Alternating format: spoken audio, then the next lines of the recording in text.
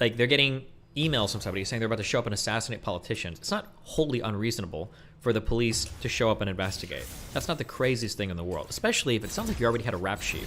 So you already were in the system, already done some illegal shit in the past. I don't think it's the worst thing for them to show up and investigate. I don't think that's like completely or wholly unreasonable. But it seems like a lot of people have a hard time understanding that sometimes, which is a little disappointing. But I understand it's just like a lot of police hate and everything too.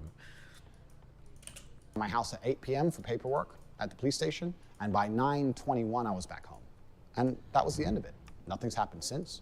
No woman's come forward. Nobody's hurt. Nothing. So that's completely false. But again, this is taken, it's put in all the news, it's put in all the media.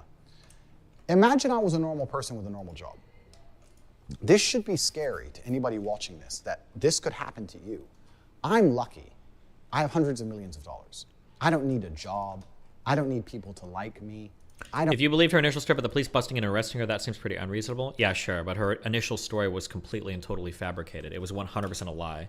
I don't know if you can be criminally charged for it. There's probably not a charge for it, but she'll never be held accountable for that, but she should be. Her initial lies about what happened were very, very, very disgusting. I don't need social media. I don't need any of this. I can have my beautiful family, I can have my children, and I can be left alone. But if you're a normal person, you lose your job, you lose your income, you can't walk the street, you can't afford security, you can't afford to move. If this happened to a normal person, Wait, did you see her latest video? The lawsuit isn't happening anymore? Yeah, didn't she say she was didn't she say she was moving to Europe? She had police show up to her house. The next day, she's home. Or did they release her that night? She got all of her shit back the next day. She lied about the whole situation. Then she fundraised $100,000 off of it, and I think she's moving to France. What an unbelievable set of circumstances.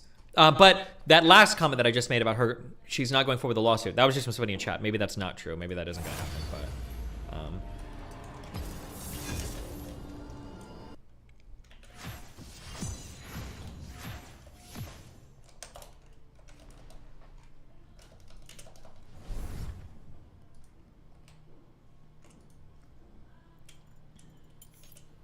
But if you're a normal person, you lose your job, you lose your income, you can't walk the street. Hold on. Didn't Keffels encourage the distribution of estrogen for kids and teenagers? So Keffels supports another site ran by a person called Chloe, where they have a guide on people trying to buy hormones from other countries because they can't get into their own countries.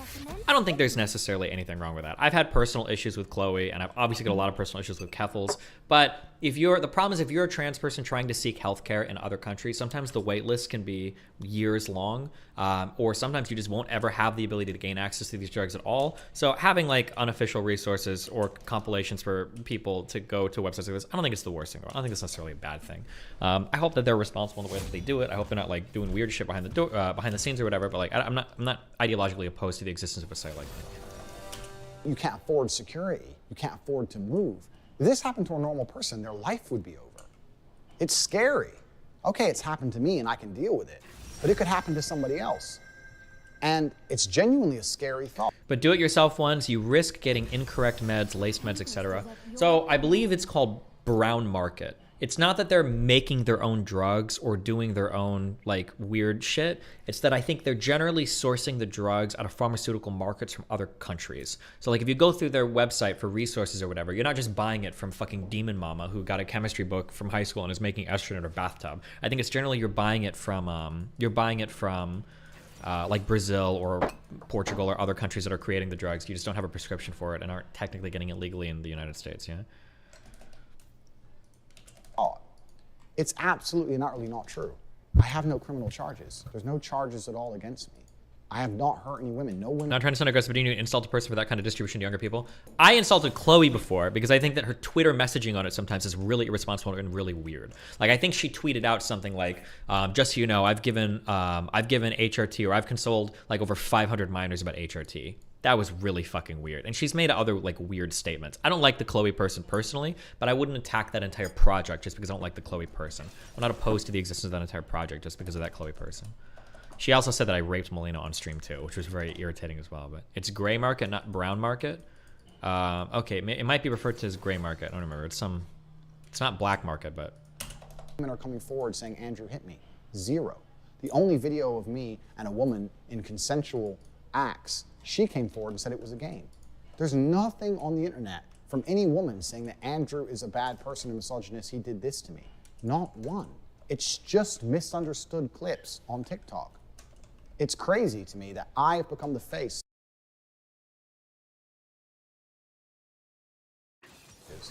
There are very famous people who have much more. They have genuine criminal charges. There's very famous people who have genuine accusations. They're still on Instagram. I have none of these things. None. I understand that social media companies feel responsible for the national consciousness and the national opinions and actions because of their large levels of influence. However, I don't think it's fair that I'm being vilified and blamed for something that isn't true or wasn't even me. I need to seriously analyze if it's possible for me to even have a social media presence for any longer without it being weaponized and used against me. I would like to think that Instagram have their finger on the pulse of the world and that they're reactive and adaptive regarding how people view certain issues and people. I'd like to think that they're very fair and unbiased and that they understand that in time, when the truth is shown about my positivity and my positive impact on the world, the Tate Foundation, all the amazing things we're going to be doing for men and women, over time they'll understand that there's no reason for me to not be on a platform. I understand that if I'm going to continue on social media, I need to be a lot more careful with my content. Not because I'm saying bad things, but because I'm saying things that could be used against me. I want to dedicate this YouTube channel, any other remaining social medias I have, my email list, and my Instagram at some point in the future, to the Tate Foundation and speak purely about the positivity I'm doing for the world. Because in the meantime, and at least for the next few months or years, it's going to be very difficult to talk bad about me when people only see the money I'm donating and how I'm helping people. And I don't just give money in a very lazy, charitable way. I get out in my car, I go on the ground, I help people myself. I drove my Rolls Royce to Ukraine. I bought hundreds of coats and shoes for women and children fleeing the conflict. why the AI voice? I didn't film the refugees. I hate when people do that. So we'll be documenting that. I think that's a good way for people to start to learn about the truth. I'm really relieved this happened. It's a TikTok thing? Oh, okay. I feel good. I feel happy. I don't think I could have got everybody's attention without this. I don't think I would have had a chance to make a clean break and a clean start and explain the truth of my character and my heart without this. I think that if I was never banned, I would have kept trying to tell the truth, and my haters would have kept ignoring it and kept making negative videos about me, and it would have spiraled out of control until someone in my family was hurt or an attempt was made on my life. Any of my serious fans who have watched all my content know that I've had attempts on my life before, way before YouTube, 10 or 15 years ago. It's something I intimately understand, life and death. And it's not something I wish to revisit. I feel the hate around me was being accelerated to a point of danger for myself and my loved ones. So I'm very glad this happened because I feel like I now have a chance to tell the truth. And I also feel like the social media companies are very understanding of their responsibilities and will always reflect national consciousness. And as people understand the truth about me and my heart, their opinions about me will change also. You know, the Bible is full of redemption stories. So are superhero movies, right? The guy starts off bad and then turns good. Or the guy that you think is a bad guy turns out to be a good guy with good intentions all along. He was just misunderstood. I feel like the human psyche is very intrinsically understanding of these narratives and stories. I think people understand a redemption arc. They can understand when they retrospectively look back on certain events or actions or words, and with their new understanding of his actual intentions, everything looks different. They look back and go, oh, now I know who he truly is. I understand what he meant by that. Now I know who he truly is. I understand why that was said. And everything changes. I truly believe that this is a chance for me to move my social media purely to my charitable acts. Even if my Instagram is reinstated, it's only going to be about the Tate Foundation. There'll be no pictures of Bugattis anymore. Sorry, gentlemen. And it allows me to conduct my philanthropy in the physical world as opposed to so much in the digital world trying to inspire men. It's an avenue change. It's a life path change that God has chosen for me. And I'm happy with that. I really am not the type of person to take these things personally. I don't take any of these decisions personally. I'm a very logical man. I'm very good at seeing both sides of the argument. I understand the situation I'm in. Scum of the earth, you intimately. I completely understand all points of view. And we're almost done. Two things to take away from this video. One is that, like, this is basically like it is the perfect, he's hitting every single point he should be if he's trying to do like a PR related apology. Like, he's acknowledging and accepting his errors while not accepting the most extreme versions of the messaging that people are attributing to him, while still taking responsibility for how extremely exaggerated some of his stuff has been. He's showing that he understands all of that while promising in the future to redirect his messaging in a way that can't be used like that anymore. And then he's dedicating his current platforms towards messaging that's more positive. He's doing, like, if it is like a crafted PR statement, whoever's behind this is one of the only PR statements I've heard that hits every single note perfectly. So if this is all just like a business thing and he's like full of shit or whatever, he's doing a really, really good job on it. He's showing understanding towards the people that hate him. He's showing understanding towards the people that have seen his out of context stuff. He's showing understanding towards the media companies. Yeah, it's interesting. What errors has he accepted? He said repeatedly that his messaging on smaller platforms was unacceptable, and that he understands that going forward, he's taking, or not going forward, but retrospectively and prospectively, he's taking responsibility for how people can misinterpret him, that it's up to him to figure out how to communicate in a way where clips can't be taken out of context to make him seem like he hates women or whatever.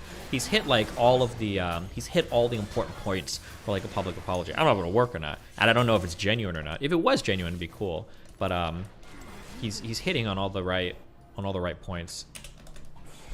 This redemption arc, this chance to tell the world the truth about me and focus on showing the good that I have already been doing before these bans, when I didn't want likes, when I didn't want clicks, and also undoing all the negative narratives which I've allowed to spiral out of control because I trusted in people to do their own research and come to their own truthful conclusions.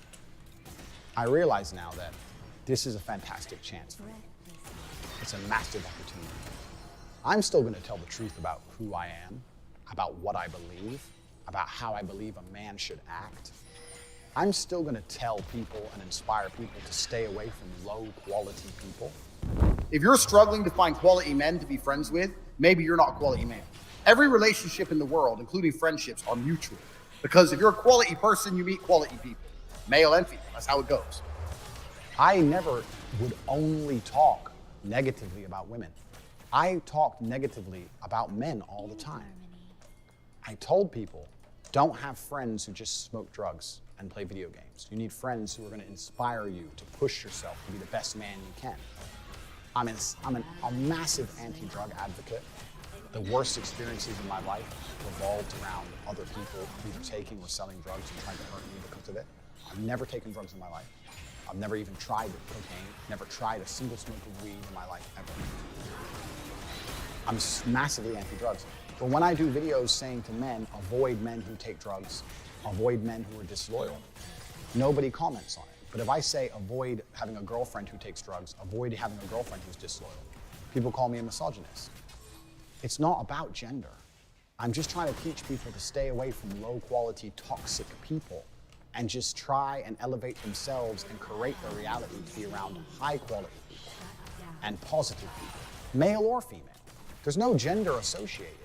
It's only the fact that the media, these people chopping my videos up, whoever they are, taking it out of context and only focusing on the times women were mentioned, which is a very small percentage, 2 or 3% of my overall content, and ignoring all the time I said the exact same thing about men or the times I loved women, and purporting this view. And I feel like this ban is a hard reset I needed to tell the truth. So for that, I'm thankful. I'm very, very thankful for that. What's next for Top G? Well, as I've said, I have built my dream life. I have everything I've ever wanted. I've done that with the tenets that I've been teaching the people who follow me. I've been teaching you the mental fortitude you need to truly have your dream. The most interesting takeaway from this video, and it's kind of funny. I haven't thought about this a lot, just like a running idea I have in my head, so I haven't fleshed this out a lot. But something that I think is interesting about like streamers or celebrities is that sometimes it feels like as a celebrity, you have more than the wealthiest people. Because sometimes it feels like what really wealthy people want is just attention. You want like that social capital, you want that influence, that ability to like capture ears and change minds. And that sometimes people get really wealthy just so that they can try to gain influence. But influence can sometimes be like the most addictive part. It seems like Tate does have a pretty exceptional life in terms of like access to money and, you know, Bugattis and vacations and all of that. But he went through a huge effort to make this video and to craft this statement.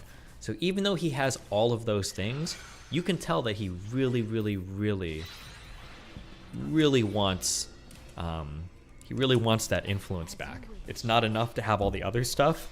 He really wants the social media influence. That's always an interesting thing to see, in my opinion. Dream life. I was talking to Aiden Ross on his stream, and he said, have you completed the game? And I guess in a way I have. And do you feel like you've beaten the game? No, I've hacked the Matrix and completely beaten the game. I have everything I've ever wanted. I don't need anything else. All that's left for me to do is have a positive impact on the world. I don't think anybody truly wants to go down as a villain. Maybe some people do. I don't. I wasn't raised that way. I was raised to stick up for myself, to be strong, to be commanding, but I was raised to do the right thing. And that's why, as I stated, I have no criminal record. I stay away from drugs. There's a lot of people on social media with large criminal records who advocate drug use. I think that's far more dangerous for society than me. And once again, they have absolute exposure to the world. I want to run the Tate Foundation, and I would love to do it without any social media. I will be detailing on my email. Do you feel that need too? Do I feel that need? Well, not really, because I already have it. I already have like as much influence as I could have, but I guess you always want more, right? You always want more people listening to you. It is a bit of an ego trip, right? That I can tell some shit and like 12,000 people here will listen, or however many hundreds of thousands that watch a YouTube video will listen.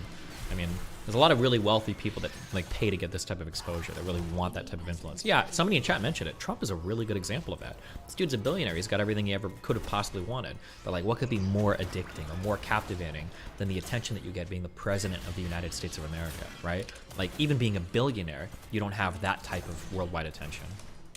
I'll list all of my charitable donations, all of the orphanages I'll be building, pictures, financial evidence, receipts. Please go to covertape.com and sign up to the newsletter. It's free, and I'll be letting people know the positive impact I'm going to be having on the world. The fame I've amassed has also managed to help me amass hundreds of millions of dollars, and I don't need all of it. So I'm going to use it for positive causes. In regards to social media, I need to sit and think and work out a way that not a single snippet of my words can ever be used against me. And even though I consider myself a wordsmith, that is a very, very difficult objective to complete. What was the stated ban reason? I have no idea. Has it ever been stated publicly? Think about how I could possibly do that. So while I'm thinking, any remaining social media channels will be dedicated towards charity. If I start a new Instagram, it's only going to be dedicated towards the charitable side of the Tate Foundation. I hold no ill will against any social media platforms. I hold no ill will against any of the people who hate me or who have tried to spread lies about me. I truly pray for you all. I think that to be a person filled with so much hate that you think making videos insulting a man and encouraging your viewers to go and insult him and his deceased father and his family members, I think that is a horrible way to live. I would never want to experience that level of hate in my heart. The people who are making endless videos celebrating my ban or talking hate about me, that hate is never going to satisfy you. You need to learn to let go and live with a heart filled with love. You need to be content with yourself, because if you're obsessed with trying to hate on another person, the poison's inside of you. It's not inside of me. It doesn't affect me as much as it affects you. Oh, dangerous individual. You can't feel hatred for Wait, does somebody anybody have a link to that without it affecting screenshot? you. So this is something for you guys to address, and I genuinely pray for you. I have no ill will against any of my haters. I have no ill will against any social media companies. I have no ill will against anybody.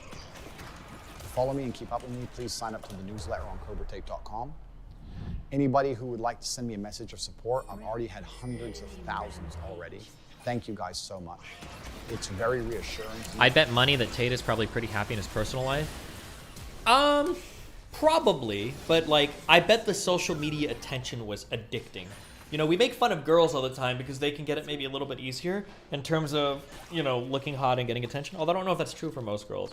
But it's just as addicting for men as well. That attention is a lot. And after a while, I mean, a car is just a car. Even if you have a car, a new car, like, a car is just a car, a house is just a house, possessions are just possessions.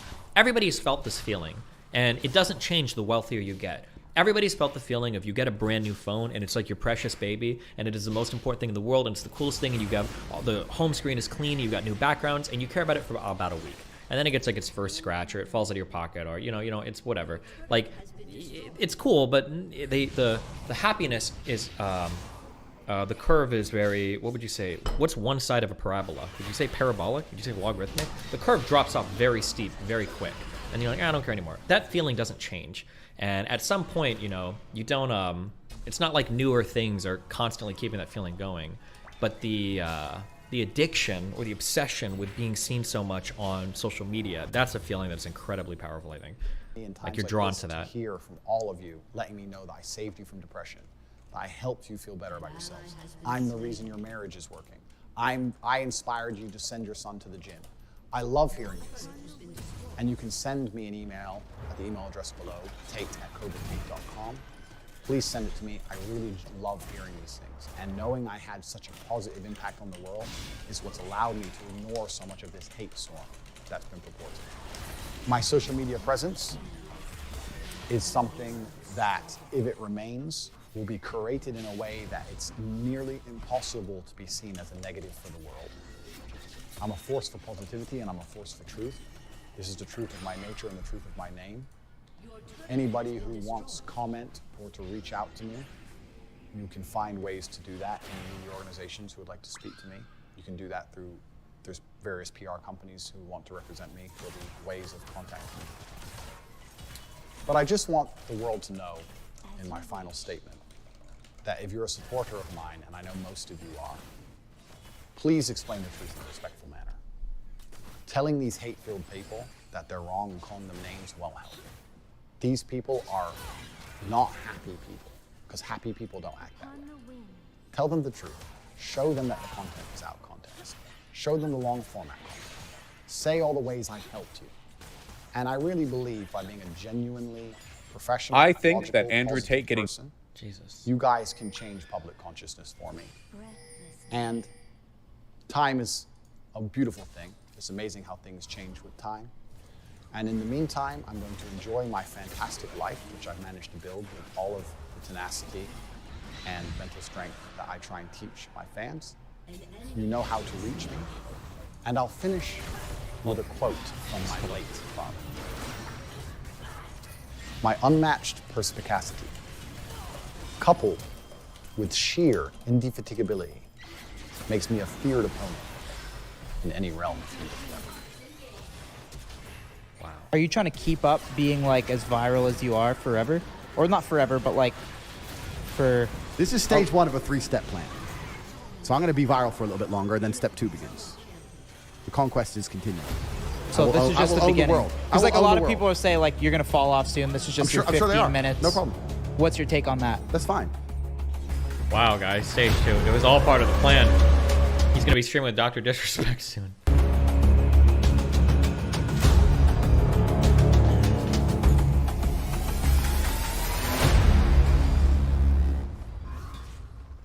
Hold on, seeing if there's like a Marvel movie after credits thing.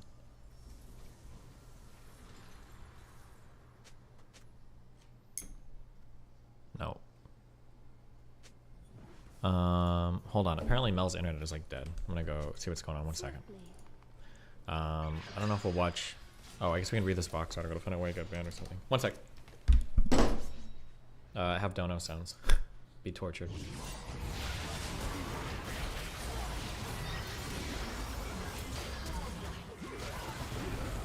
Are you a hypocrite if you join a mob beating a black dude and you join them, while claiming you're not racist?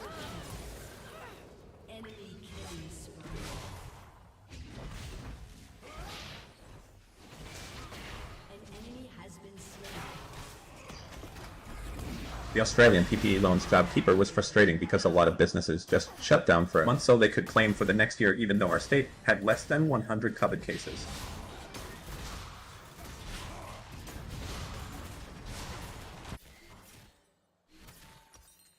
Would you support canceling the accrued interest on the student loans and indefinitely extending the 0% rate?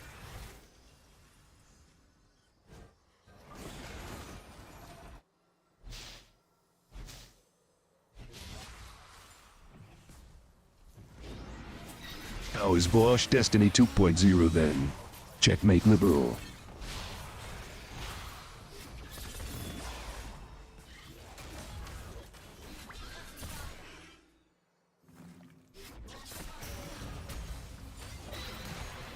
If you can't handle an inordinate amount of hate, why do you ban so easily when playing League? Curious, Obama.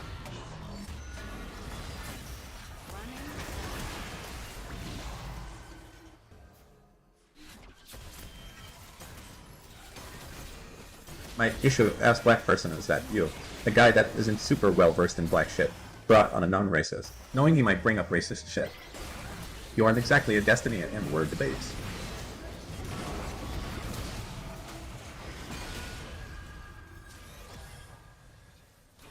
It's annoying when people say not to go to school and then give a story of a dropout who is successful. I am one of those successful dropouts, but cases like mine are exceptions and should not be modeled.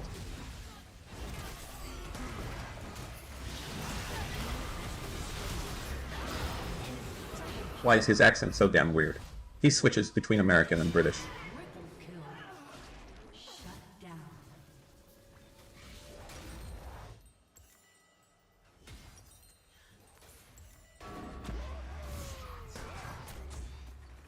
Do you know anyone who champions men's issues in a non-toxic way?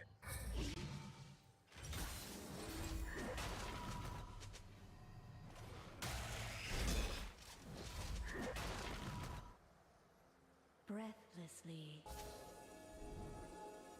This is 100% Tate, a little megalomania mixed with Machiavelli for sure. But think about how the game of chess was played by his father, Emery Tate. It's how he approaches stuff in life with the same strategy.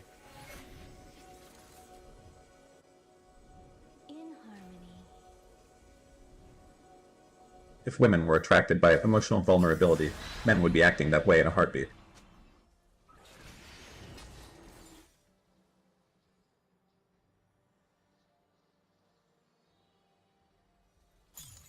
Breathlessly.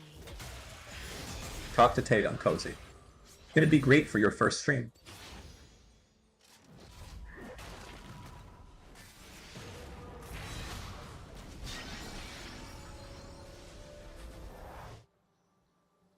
Upon the wind. Baz said he researched it and said he didn't find any evidence of clear-cut trafficking. Tate himself says the girls who worked for him got 50% profit. Is legendary.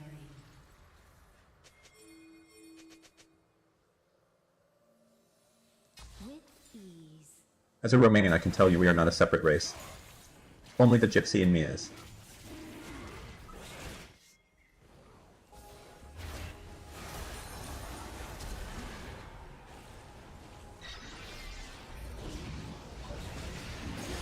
He in essence just said I don't publicly share all the good I do and then proceeded to publicly share all the good he does. Enemy is legendary. Your turret has been destroyed. Enemy rampage.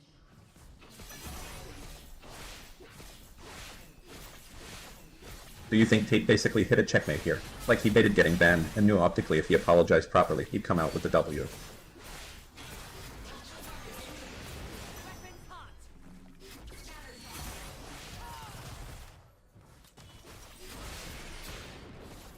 He doesn't bite. Are you sure? Definitely. A little puppy. Oh no. Please. Oh God, no. Don't woof.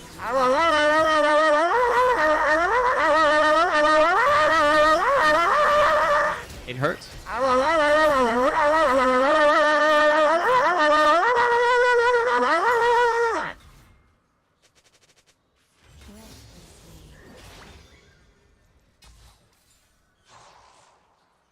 Oh, oh, oh, oh, oh,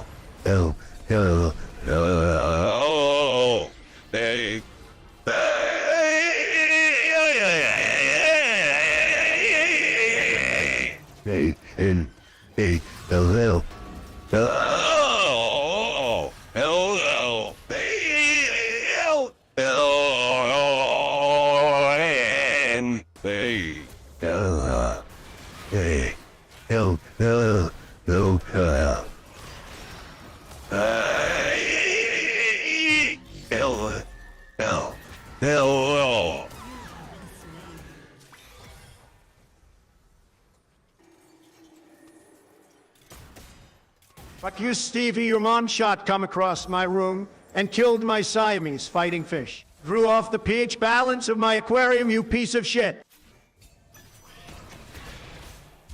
Enemy is legendary.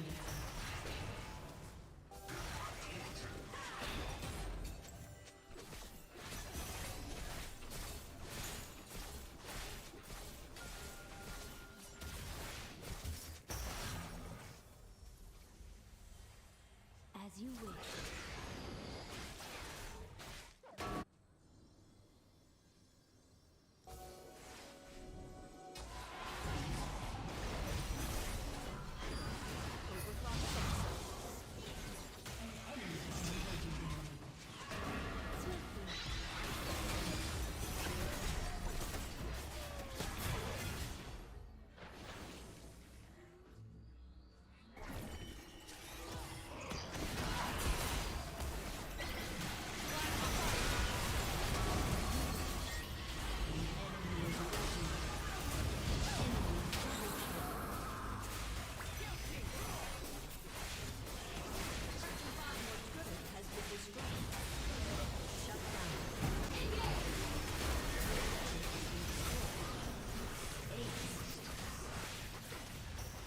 Your inhibitor has been destroyed. An ally has been slain.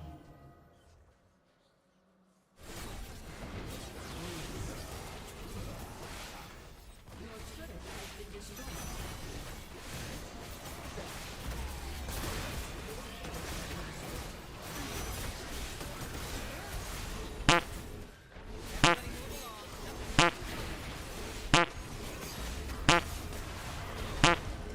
A summoner has disconnected.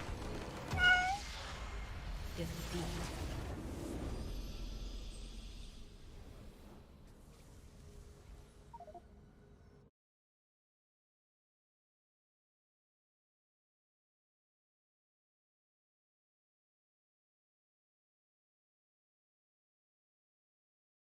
Flirting. Like even then, I'm not a fan of it. No. So this is like that to me. That's like all the danger signs. You have all the danger signs of like doing it with a work person, but these people before you knew that they were already a match for each other. That's just not for me. Nah.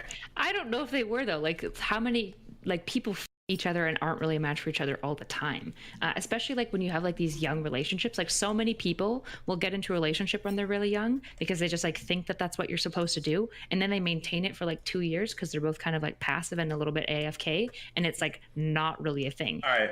I agree why there's flags, but here's the thing: I wouldn't be willing to just say no. I'd be willing to negotiate it with my partner unless it was a situation like we said where it was like a super messy breakup, super on and off.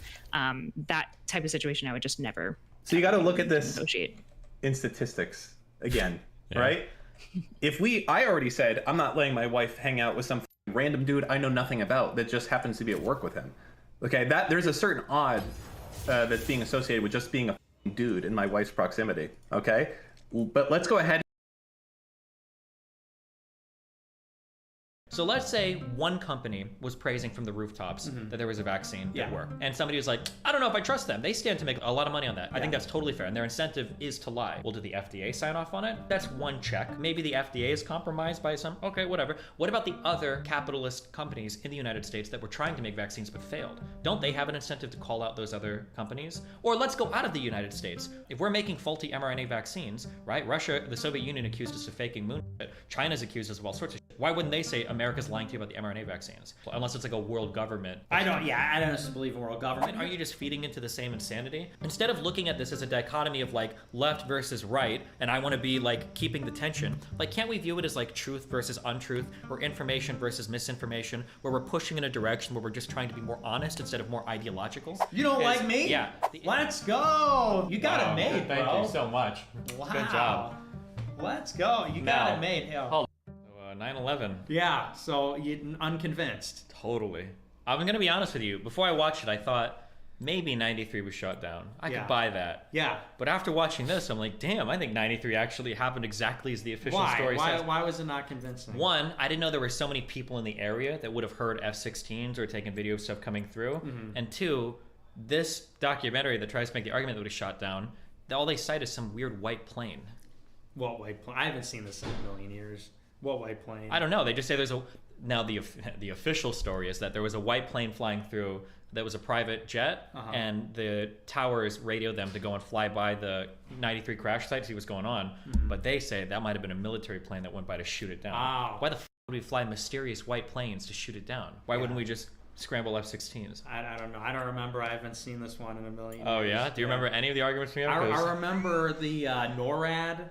That it was like there was a drill or something or whatever that day, and I remember the plumes of smoke. What do they call that shot out from the building when the charges were detonated? The maintenance on the elevator shaft, the explosion in the lobby. Yeah, so I'm curious. So now I've read, I've gone through all of this now. Now I've gone through all of it. So the smoke shooting out the side. Why couldn't that have just been from pressures or explosions that happen inside the building as it's collapsing, or as like the molten like aluminium is going down the tower? Is that not possible? I don't know. I'm not an engineer. Okay, then the second question is, we can go and look up videos of like buildings being exploded. Yeah. And you can hear the charges. Like we can, if you want, we can watch. It's like you could hear. I think you'd hear it when 9. No. Yeah. So on the towers, you hear like a. But for the controlled demolition, it's like. Like you hear, like, because you have to do a sequence, you got to do a whole sequence to do like a controlled demolition. So why don't we hear any of that ever? And I think you do hear it, though. So some people say you hear it because people are like, we heard explosions. Right. But the mysterious thing about that is once the first 2 towers are down and Tower 7 comes down, that's hours later. Right. Now we've got all sorts of video cameras, all sorts of audio, all sorts of media. Why don't we hear any charges there? That's when the real recordings are starting. Notice how the only charges we get for the first 2. What recordings of the audio do we have from World Trade Center 7? Everything. Everybody's recording it. What do you mean? The whole world is watching. Remember? Because that was a big thing with the big... Like what? Like, are there videos with audio of that? Because I haven't seen videos. I mean, there's videos like of it all coming down. In close proximity where you would hear it? I mean, we can go and look them up, but here's the assumption that I would make, is that if there was video in close proximity hearing explosions, they probably would have put it in the 5-hour documentary. But here's the thing, it's like... I would imagine. I don't know. I just think that I'll put that on a shelf for 1 second and say, what do you think about World Trade Center 7? You buy the official explanation that it just was like so hot in there that it came down? Because that to me is just like a smoking gun. So there's 2 possibilities. One is all the debris and everything from the other towers, plus all of the fires raging in that tower brought it down. Or 2, a crack team of explosive experts were sent in by the government prior to that to set up a demolition of the largest building that has ever been demolished in the history of demolitions. By the way, that's way shorter than the other 2 buildings that were supposedly demolished. They would have also been the largest in the history of all demolitions. And nobody saw anything, nobody caught anything, no charges were recorded, no explosive powder or residue was found in any... So like, maybe my story has like a little bit of kind of a weird thing, but if you were to actually plot out your story, there'd be like a billion, like what the f happened? How did people get into the towers? How did nobody see anything? Buildings don't just fall down. Like, because you understand that the Twin Towers were built particularly to withstand an impact from a jet engine. From a 707. Not a 757 or a 777 or the 757 or the whatever the Airbus model was. Point being is these are very strong structures with the core, and then they also have a steel frame as well. They do, yeah. So there's a lot of redundancy. There is a lot of redundancy. I agree. Plane hits, towers go down. It's like, okay, now you could say, oh, well, it was very hot, fire was burning for a long time, all this. But then it's like, okay, well, here's a tower wasn't even hit by a plane. It was just next to the buildings that were hit by the planes, and that one came down. Why? Okay, let's say it was a controlled demolition. Why would they wait 7 hours later to bring it down? I don't know. I don't know why they would do that. Why can't we hear any explosions from Tower 7? I don't know that we can't hear any explosions. We can. It would have been in here. They would have included it in the video. But that's not evidence to say, like, well, if there was... Why was there no explosive residue found in Tower 7? Why was there no reports of people going in and out? Who would Everybody. Anybody in the world could have walked around any of these areas. That's just not true. That's just not true. It is true, because there was that one report that was submitted to an open journal that was never verified by anybody else, where they said they found a little bit of thermite on the collapse of the North Tower or whatever. So somebody, obviously people are getting residue somehow, but I imagine anybody could have walked by and picked up some shit. Yeah. I don't know. I mean, I'm not... I'm gonna be honest. I'm a big believer of the official story now. Before I was like, damn, I don't know. But now after looking at everything, I'm like, damn, the official story holds up pretty well. I think it goes back to what we talked about a few months ago, which is you have a different ideological disposition about this stuff. I think that it's not... I know you just went through the video, but you even said you went into the video with like the intention of like debunking it. Like, I'm going to go in here and I'm just going to debunk everything. And you're going to say, well, I'm going to fact check it. I'm going to check everything out. And I understand what you mean by that. But I think that there's like, on a fundamental level, like, you have an ideological assumption about conspiracies. And I think that's the real difference. Totally. Hold on. First of all, we both have differences at an ideological level. That's true. Which is fine. Yeah. But the important thing is, how do we arrive at what we believe to be true? Right. I'm willing to look, and I did. I looked through this whole fucking video. I had a fan that actually emailed one of the engineers, and he responded shitting on this documentary. The engineer? Yes, the guy that talks about how as the towers are falling, there's only one way or whatever. Hold on. What's this guy's name? Oh, David Chandler. And it's really funny because he actually did work, because he's apparently another 9/11 truther. He actually did work disproving the frame difference in how the Pentagon cameras lined up. Because in this documentary, they make the argument that they edited out of frame. But they didn't edit out of frame. These things are shooting 1 frame per second. Of course, you can miss something from one camera to another. And he actually has a truck in the background where he does the math to prove that, actually, they were just misaligned a bit. There's David Chandler. It wasn't edited. And it's really... But anyways, you're saying about where our... I'm just looking for truth. If you were to, let's say we take a highly complicated event, which 9/11 was, regardless of how it happened, it's very complicated. Yeah. Right? You're going to be able to find a lot of things that look weird, or like, that's pretty strange. We can find that even in like one-off events. That like, oh my God, like if I would have left 2 seconds later from my house, I would have gotten a car accident, right? Things like that happen.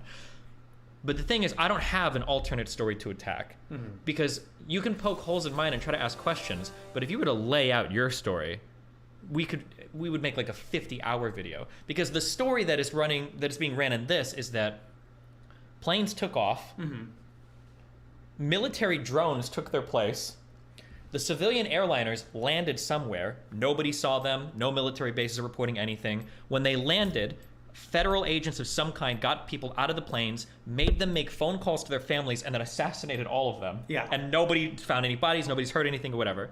Military drones flew into the planes. Nobody saw or was able to get a good enough picture to see it was a military drone.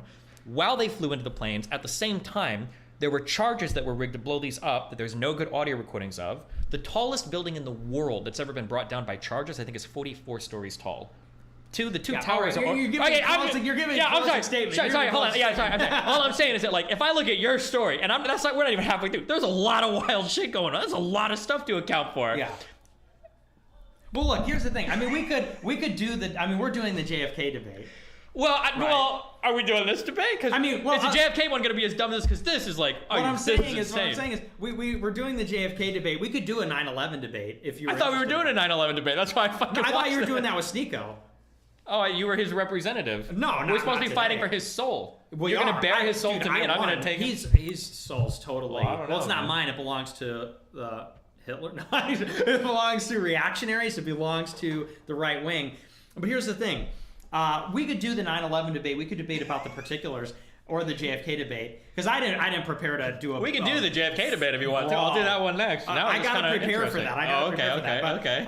Just like you prepared for this, you just watch 5 hours of 9/11. Yeah, because you told me to. Because I was on the schedule. beach this weekend. Okay? It was on my schedule, Nick. Yeah, I know. It was scheduled. Yeah, 9/11 debate. Sneeko is debating on this today, not me.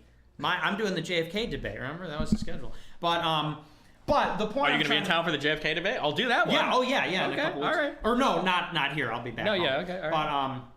But the point I'm trying to make is I don't know that because I talk about this, for example, with a friend of mine called Classical Theist. He's a big Catholic guy, and he says that it's futile to argue sometimes the historiography argument for Christ's existence because people that don't believe in the metaphysical idea of God can come up with any way to dismiss the historical evidence. You could say, look at the Gospels. You could say, look at Josephus. Look at this and that. And they'll say, oh, well, what if the apostles were lying? Oh, well, what if there's a mistranslation? Oh, what about that?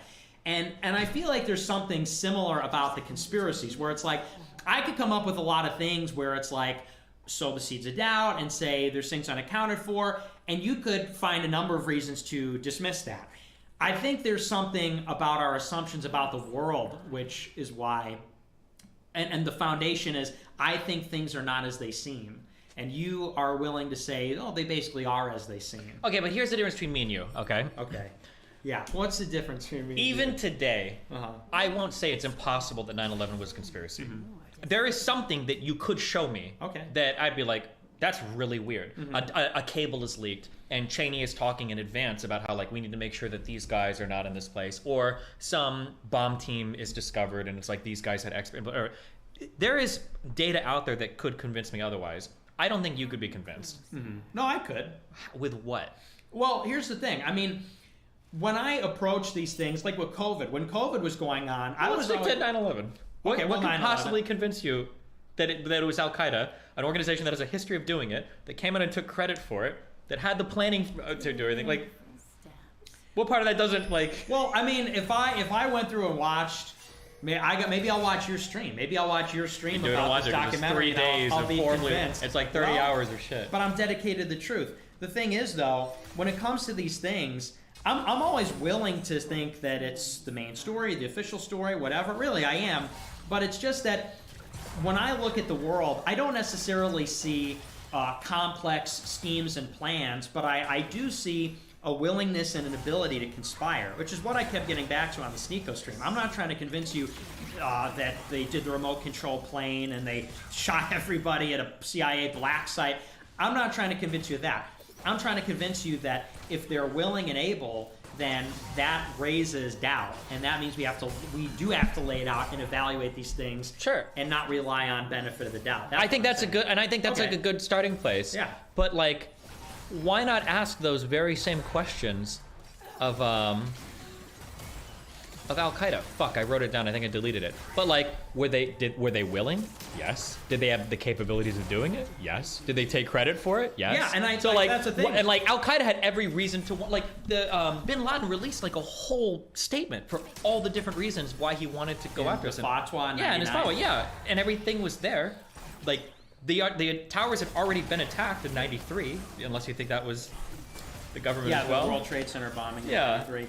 So I mean, they've attacked them before. They have a history of doing these types of like multiple suicide bombing attacks, and they continue to do so. Yeah, but we're not talking about. I agree with you. I'm saying, Al Qaeda is willing and able, and that's the official story.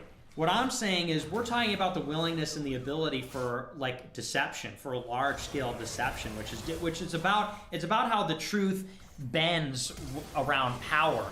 The power is telling you the official story, and whether you like it or not, the American media, the government, is power. They wield power, and they wield power through money and military and things like that. They're very organized. Sure. And so I agree with you. The Taliban or Al Qaeda, whatever, willing and able to carry it out. But the government is willing and able to carry out these attacks and then do a mass deception. So this is what I don't like. I agree with everything you're saying, but you have to swap out. I don't believe in the government. Okay. I don't think our government is that unified. We got a ton of different. It's like but that's important. So for instance, if you ask me, could the United States have conspired to do 9/11? The question would be, what does that conspiracy look like? And when I say conspiracy, I mean it like in the literal like planning sense.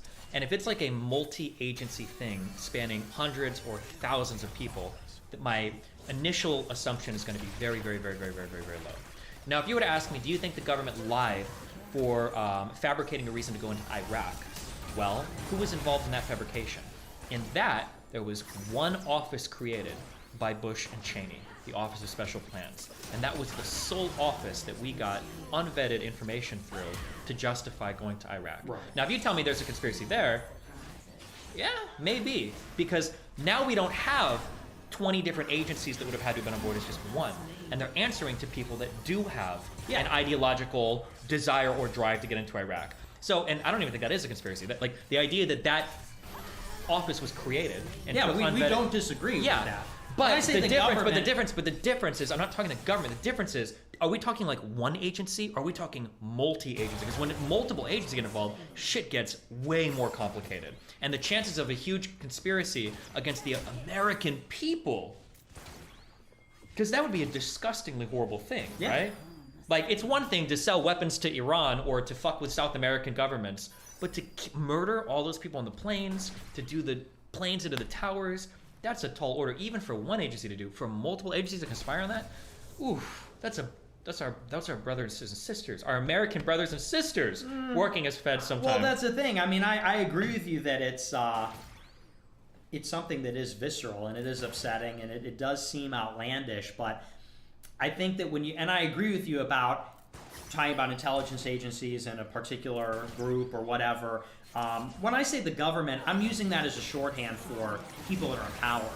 People that are in power, whether than intel agencies or Silicon Valley or corporations, they conspire. And once you're open to the idea that you're being deceived actively, that some of your assumptions are based on wrong information, that's based on a conspiracy, then you have to go into it, and you have to look into it.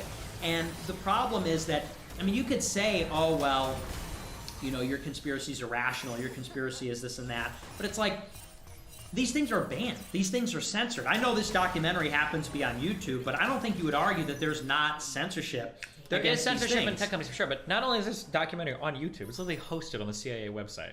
It's hosted on a CIA website? Where? Hosted. It is actually like, I don't know why, but it's there's literally a copy of the book for this on CIA.gov. Well, is it documentary on here, or is it the? I know that the whole script for the thing is hosted here. I don't know if the actual video is, but so I mean, it's not like this is being suppressed. Point being is though, you're. But I think you would agree there's censorship. I think it's literally That's in the true, terms but of the service. difference is that what is the censorship? Like, where is it coming from? Like, is it the United States government saying we need to hide all of this, or is it tech companies trying to cover their ass against like bad publicity or whatever? Like, I'm not saying that conspiracies are impossible. I just look like the vaccines. You brought up the vaccines earlier. That's a really good one. Okay, so let's say one company was praising from the rooftops that there was a vaccine that worked. Okay, and somebody was like, I don't know if I trust them. They stand to make a lot of money on that. That's fair. I think that's totally fair. And their incentive is to lie, right? Well, did the FDA sign off on it? Okay, that's one check. Okay, maybe the FDA is compromised by some. Okay, whatever. What about the other capitalist companies in the United States that were trying to make vaccines but failed? Because a lot of them tried and they failed. Don't they have an incentive to call out those other companies? So that's like that's why I'm looking at incentives. Why aren't those companies calling out Pfizer and Moderna? Or let's go out of the United States.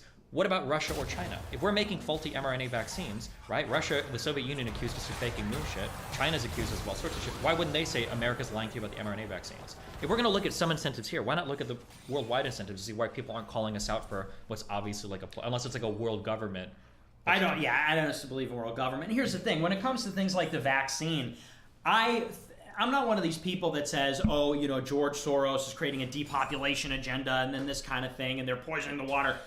I think the water is being poisoned. That's why I drink Red Bull. Deliberate though. But the thing is, I think what it concerns is a confluence of interest, meaning that different people come together for different reasons that are all beneficial to them to carry out things that are against our interests. And it doesn't take a rocket scientist to figure it out. It's like the government I wanted to reopen the economy, I think, ultimately. I think that the government wanted commerce to restart. I think they wanted to create, more tax again. And so how are they going to do that? Well, they needed to change public opinion. How are they going to change public opinion? Get the vaccination rates up. I think that everybody... So with the vaccine in particular, I don't know that people got together and said, let's make faulty vaccines to kill everybody. But I think that profit-making enterprises had an incentive to make the vaccines the government would buy. I think the government had an incentive to buy vaccines, whatever came out, and sell them to the public. I think the corporations had an incentive to push the vaccines to get their businesses open. And that's how a lot of people can come together. And maybe in 10 years, this mRNA, which is experimental, people find out, oh, there were unforeseen consequences. Oh, it turns out that maybe the vaccines weren't the best idea. But in that moment, maybe Pfizer didn't call up the government and government called up Walmart and said, hey, let's kill everyone with vaccines. But, they all had, again, this confluence of self-interest to push something which is not in the best interest of the people. And that's because the people are more disorganized than the power. Sure, so then let's say that I buy all of that, and I'll ignore the motivations on the other end, because there is going to be sell a bad vaccine, because a bad medication can destroy your company, right? No, because the vaccine manufacturers are immune from liability. No. Like, their stock would be destroyed. Like, nobody would invest in these. They might not get sued, but like the company's going to lose a lot of faith. The companies have gone bankrupt on bad medications veterans. But we'll ignore all of that, okay? Here's the issue that I have with your worldview, because I feel like I'm more open to a plethora of possibilities than you are. Let's say that it was the case that the mRNA vaccines represent a crowning achievement of American innovation and American capitalism. That there are companies across the world that only exist because of American capital. BioNTech, that helped to do the research and creation of those mRNA vaccines, that only existed because I think in the 90s, Pfizer bailed them out and they gave them like a huge cash infusion in order to keep them running. That's why it's Pfizer BioNTech, right? And the manufacturing for these things is worldwide. I think there's the nanolipid particles are made in like fucking Switzerland and like all, right? So we have a story of amazing American innovation, amazing success of American capitalism to deliver a vaccine faster than ever to the entire world. We distribute it to everybody. That is it's an amazingly positive story, but you can never see that story because in your mind, well, there could be nefarious actors, and like you can never see past that. No, I disagree. I mean, So what would it take to convince you that like the mRNA vaccines were good? Well, you're not going to convince me of that. But here's the thing. What I will say... You could convince me they're bad. If data started rolling out and people are coming out with fucking 3 arms out of their head or some shit, or some shit started happening, I'd be like, okay, fuck, yeah, this was bad. I just have a general distrust of... everything? Medication. But it can't be medication. You have a distrust of the capitalist system, of our companies. No, you have a distrust of the FDA, of other countries, of other academic... You distrust everybody at that point. Well, yeah, I'm skeptical. I'm a skeptic of everything? I am skeptical. Well, here's the thing. Yeah. I'm a conservative, which means that I trust I trust my instincts, I trust my intuition, I trust age-old institutions, I trust religion. Okay, that is the dumbest thing in the world because the whole center point of trust is faith in God, which by definition is unempirical. So how can the foundation of your belief system be trust in a God that you can't see, hear, prove, anything at all? But you can't trust other people or structures or systems. When I say I trust religion, I'm not talking about God. I'm talking about the conservative disposition is based on the idea that things that are old, that are now still going on, there's probably something to their composition which has made them last a long time. It's the survivorship bias, which is to say that if there's a 1,000-year-old tradition and we're still here after 1,000 years, it's like, maybe there's something in that tradition that we don't even maybe understand why it works, but it works. That's why it's still here. So maybe we should just keep doing it. Because if we change it too much, maybe we'll inadvertently change the thing which is keeping us going. And that's the basis of that's the difference between conservative and liberal. Liberal, which are very dynamic and say, we have all these new ideas, we have a new way of doing something. And conservative that says, whoa, slow down. What we have here is working. We're all alive right now. And that's what I mean when I say I trust religion. I trust certain things, and the things that I trust are things that are old, things that are ancient, things from a long time ago. These new science is new. And I don't always distrust empirical knowledge. I don't always entrust rational knowledge. I don't always distrust the scientific method. I believe in space.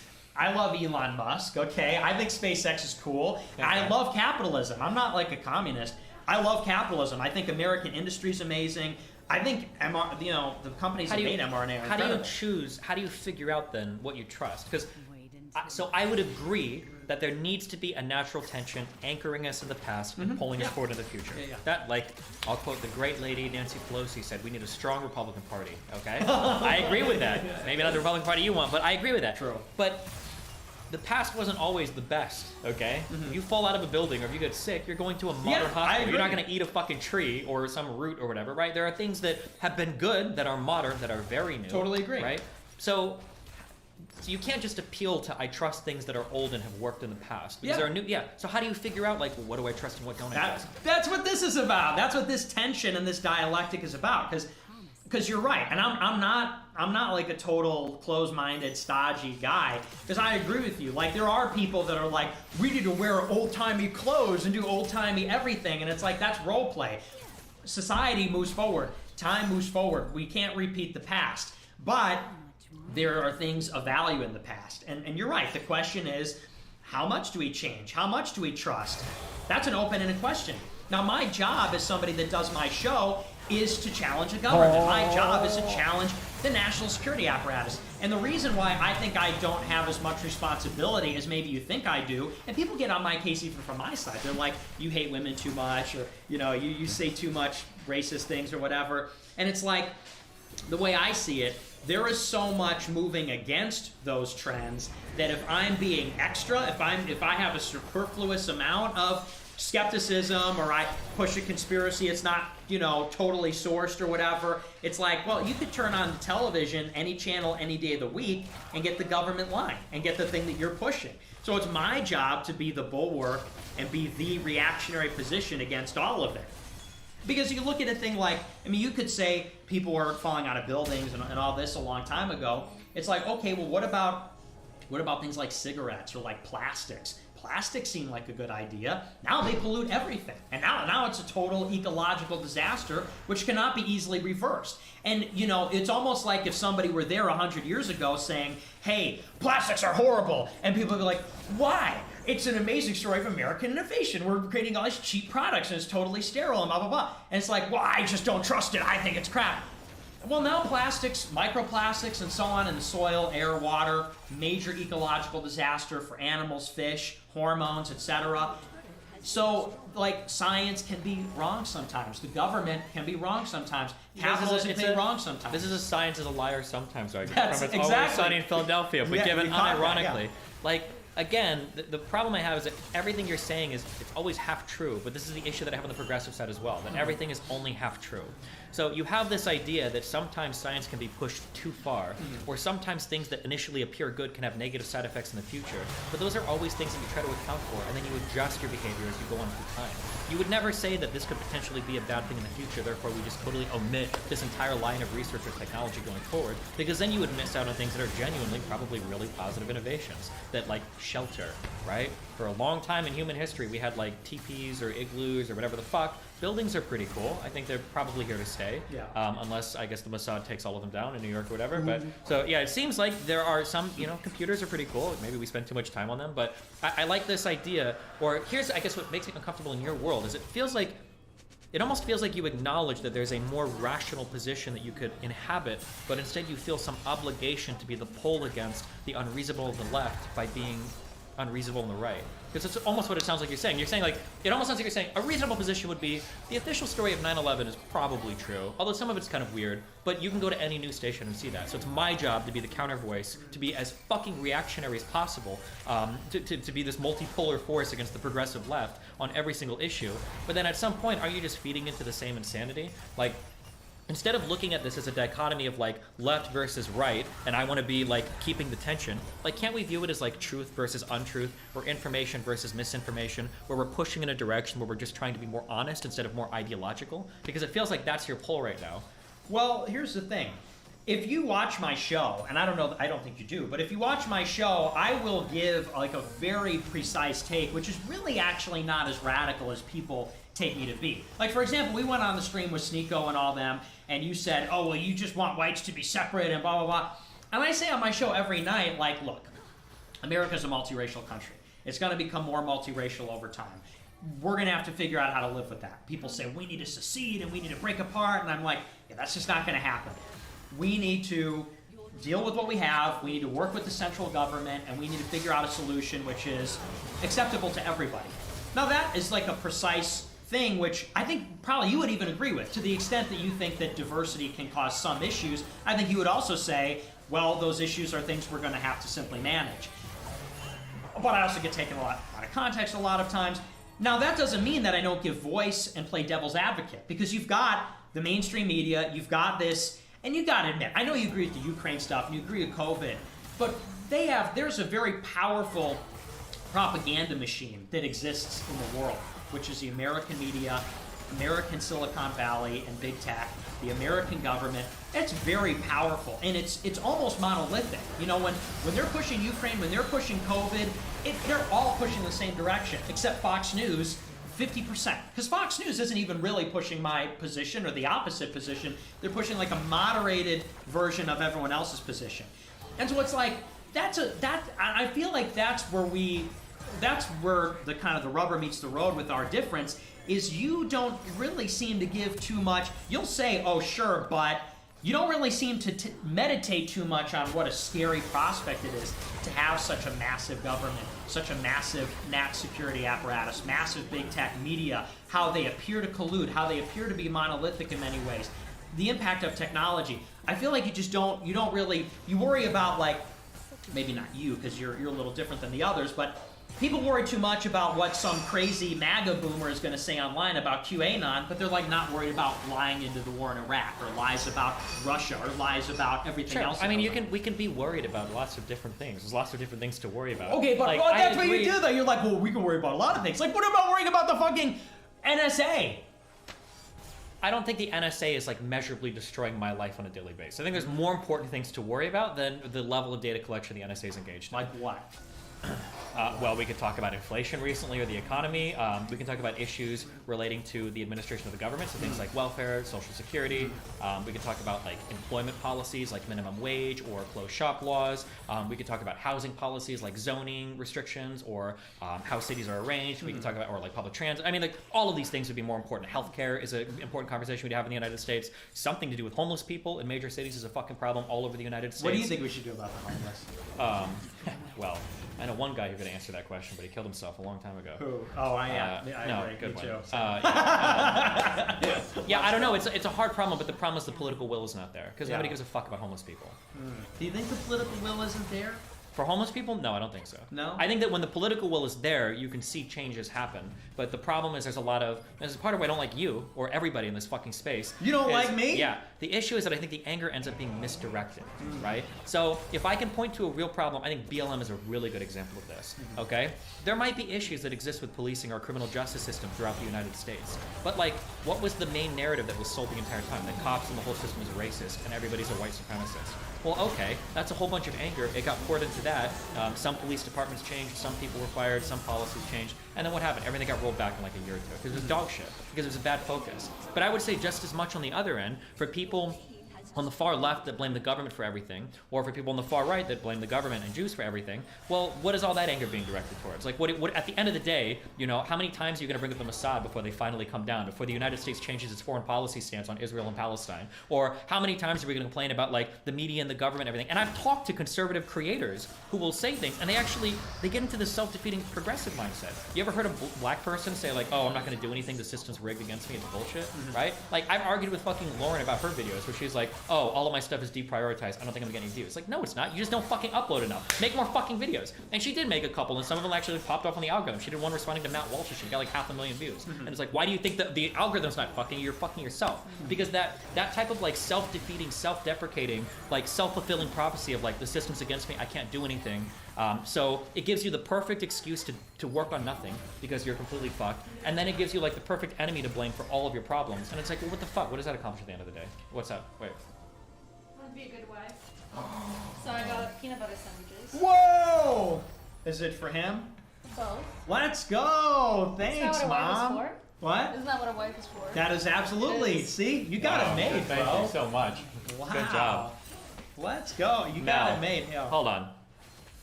Mel. I'm not stupid. Let's go. Why do we Wow, get peanut butter thanks. sandwiches when you have Nutella in the cabinet? Oh. You want to? Okay. Really? No, that's okay. You're gonna be It's fine. really? You're No, gonna it's tell okay. me to make another one? No, that's it's okay. Nutella? Don't worry about it. Really?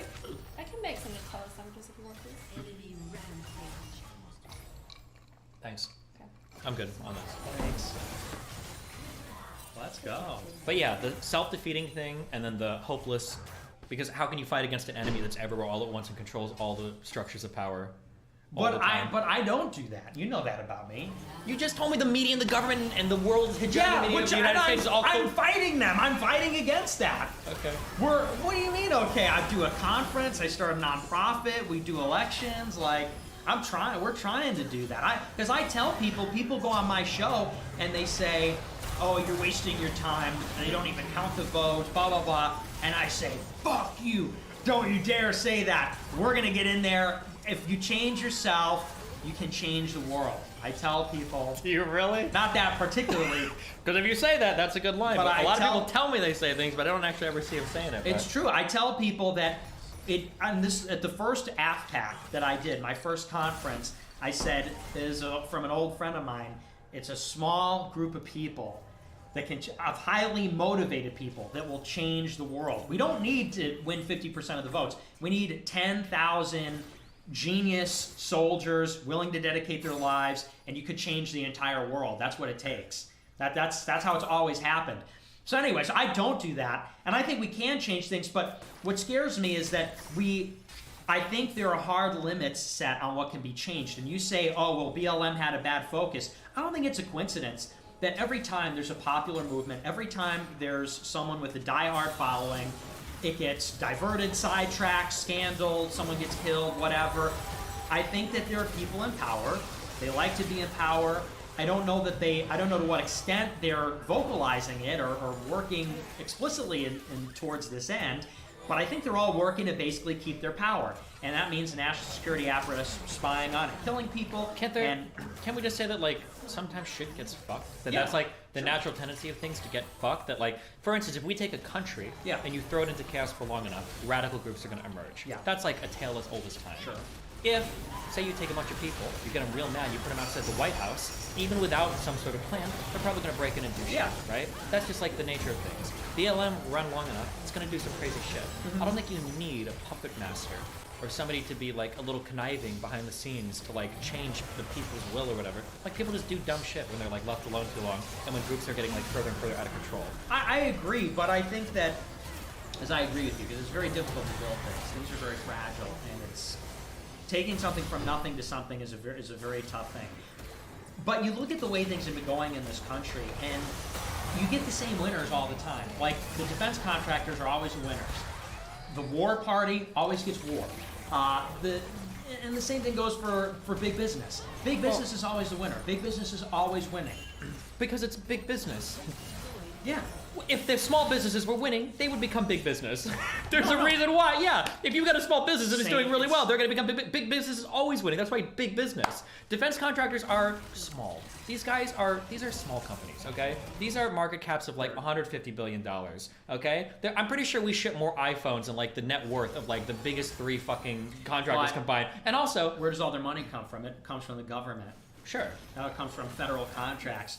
I'm just saying the idea that those are the ones leading the country, like, no shot. There's just not enough money there for them to be doing it. Certainly, of course. If their business is government contracts, they've got a way bigger interest in government than Apple does. Apple has an interest in government insofar as... You don't think Apple has an interest when it comes to things like tariffing China? That's what I'm saying. Or trade policy? In terms of tariffs and regulation. You don't. Well, war impacts them as well. Nobody wants to be in a recession. That fucks companies like that the hardest. Like, it's hard to sell a new iPhone every year when inflation is fucking 9%. The impact of the Iraq and Afghanistan war for Apple was negligible. Was it though? If I were to look at the swings in stock markets at that time, you don't think it's possible that big tech companies lost more in value than the entirety of our war machine combined? They don't spend money to lobby against war because it doesn't impact them. But the bread it and butter, absolutely the impacts peanut them. butter and banana of Lockheed Martin is planes and missiles and ships, and so they lobby the government. And the point is, like, this. Here's the bottom line: is the American people don't have a lobby. The American people are not organized. The defense industry is organized. Big agriculture is organized. Big pharma is organized. It's all these organized, self-perpetuating systems against the people, and the people are just sort of like hapless pawns and collateral damage. Whatever happens to those poor suckers that volunteered to fight in Iraq because they had WMDs, those are just idiots that just got killed. Like, and I don't mean to say that in a way that's insensitive, but they were told a narrative about Iraq and to maybe about 9/11. You disagree, obviously. But they're being told this story. They're going and fighting and dying for Lockheed Martin or whatever. And nobody's there to say, hey, you know, what about the soldiers? Hey, what about the workers? Hey, that's what our politicians we're not are for. organized. We elect them. And there's the naivete. Do you really think the politicians are representing us and our interests? How do they get elected? By raising money. That's not true, though. Huge sums How of many money. that progressives have learned this now the hard way? Just because you raise a lot of money doesn't guarantee you anything for election results. Steyer and Bloomberg got crushed in their nomination cycle, and they were both billionaires. They outspent their adversaries a ton. Nina Turner just lost her second election, and she outspent the fuck out of her opponent, too. Like, just because you spend more, look at how much Cenk spent on his election, how popular he was online. He got fucking nothing for it. The idea that, like, just spending money is a way to win elections isn't true. Does the money normally track? Yeah, sure. But where do politicians raise the majority of their money from? It's from donations, from people that are donating them. So of course the most popular, like who raised the most money when it was 4 years ago, whatever, right? The top two for small donations were Bernie Sanders and Donald Trump. Donald Trump was number one. But like, of course he was. He was insanely fucking popular. I don't need a conspiracy to explain where Trump got his money from. He got it because he was really popular. And what happened to Bernie? They screwed Bernie out of the nomination. Bernie was never popular enough to win the Democratic primary. Sure he was. He won the Iowa caucus, he won in New Hampshire, he won in Nevada, and then everybody dropped out and threw their support behind Biden. Those are very, very white states. You need more than that to carry the Democratic ticket. That's what they say. They say that, then Biden won all the blacks in South Carolina. I just don't believe that. Super Tuesday is a big fucking deal. What do you mean you don't believe it? Biden was pulling ahead literally the entire time, and then he won the entire time. Same thing with Hillary Clinton. The story of Hillary Clinton and Biden is really funny. When you look at it in the moment, and I know this because you're young for this, but I used to be a Ron Paul guy. You were a Ron Paul guy? I was a huge Ron Paul guy. No way. Way Really? back. In 2008? Oh yeah, dude. Ron really? Paul What happened, forever. man? What happened? Ron Paul forever. What happened? Well, I saw Ron Paul's son, who was a fucking loser, and that's what Rand happened. Paul? Yeah, Rand Jesus. Paul's a good man. Oh my god. But anyway, the story of Biden and Hillary was candidate that is pulling massively in the lead in the beginning ends up winning massively by the end. Retrospectively, they're really boring. Now, in the heat of the moment, it's like, okay, well, if Bernie can win Iowa, and then he can steamroll this into a big, and then Super Tuesday, like, people will make up all this insane math to figure out in the heat of the moment what's going on. But the reality was, Hillary and Biden were both really far ahead as soon as they were doing polling on them. And then they ended up winning. Nothing unexpected happened there. Unless you get lost in the middle of like all of the narratives. You're like, well, if this happens and the super delegates are rigging this and black people aren't voting the right way, but then it looks kind of weird. But I don't even know. the writing was on the wall the entire You time. saw how it worked out. Elizabeth Warren was a spoiler for the progressives because she stayed in the race long enough to pull support from Bernie, and Kamala and all the other establishment people dropped out and endorsed Biden. I mean, I don't remember exactly the timeline, but I watched the 2020 primary very closely. Bernie was steamrolling Biden. You're right, Biden won in South Carolina. He was polling better in South Carolina. But then the dynamic of the race changed, and all the establishment people dropped out, threw their support behind Biden almost exactly at the same time. Warren remained as a spoiler to pull support from Bernie. Wait, but doesn't that make sense? What? Let's say that it's starting to look like there's no path forward, and there's one guy that's probably going to make it, and everybody else around you starts dropping out.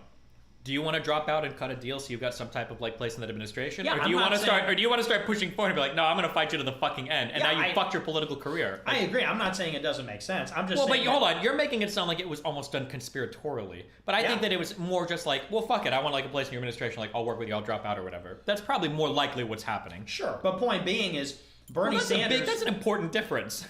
Well, no, I actually don't think the details are very important. That's super important. The well, difference because you're arguing that the politicians represent the people. But you said that they dropped out because they wanted to get a job in the Biden administration. So that they could represent the people. Yeah, if you're a supporter of Elizabeth Warren and she's got two options, she can either go all the way to in the primary and have nothing, or she's reasonably popular, she drops out and she gets some position in the government. That's why Buttigieg became the transportation secretary, because he cares so much about the people, not because the guy's a sociopath who wanted to be president since he was in the womb, right? That's good. You want politicians to want to be popular. That's the whole point of a politician, is to get more votes to get elected. So if they're doing things to make themselves more popular, isn't that exactly, like, they're not supposed to do things to make themselves unpopular. You want them to do the right thing. You don't want them... Well, hold on. No, that is not true. Yeah, you don't want a politician to do the right thing. Yeah, absolutely. You want the politician to do what you want them to do. No, you want them to do what's in the interest of the nation.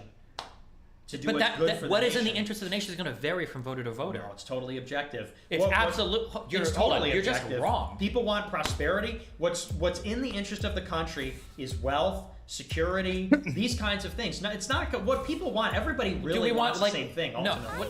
Everybody wants the same thing on a foundational level. Yeah. But the abstractions of that are going to be where the fighting is. Right? Well, yeah. Well, like everybody wants to be happy and healthy. Do we need socialized healthcare? Well, there's going to be disagreements there. There's not an objectively.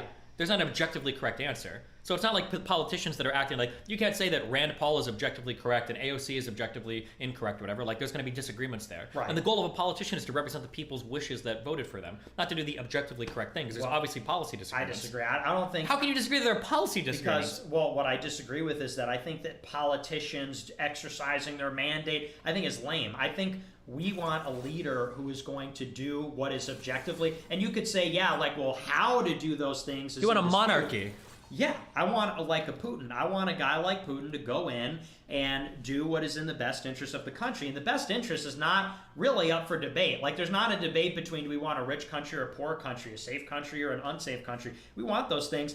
That is a debate. You would debate that. We don't you would want... say, I don't want a rich country if it comes at the cost of having a lot of immigrants. Or I don't want a really rich country if it comes at the cost of giving this tech company like free reign over who they ban or don't ban. I don't want a rich country if it means Hollywood cucking out to Jewish people and multi-diversity shit on every single movie, right? So even that question of like, because you yourself, and I know that if I go on your streams, I know you said this before, we have to stop measuring everything in GDP.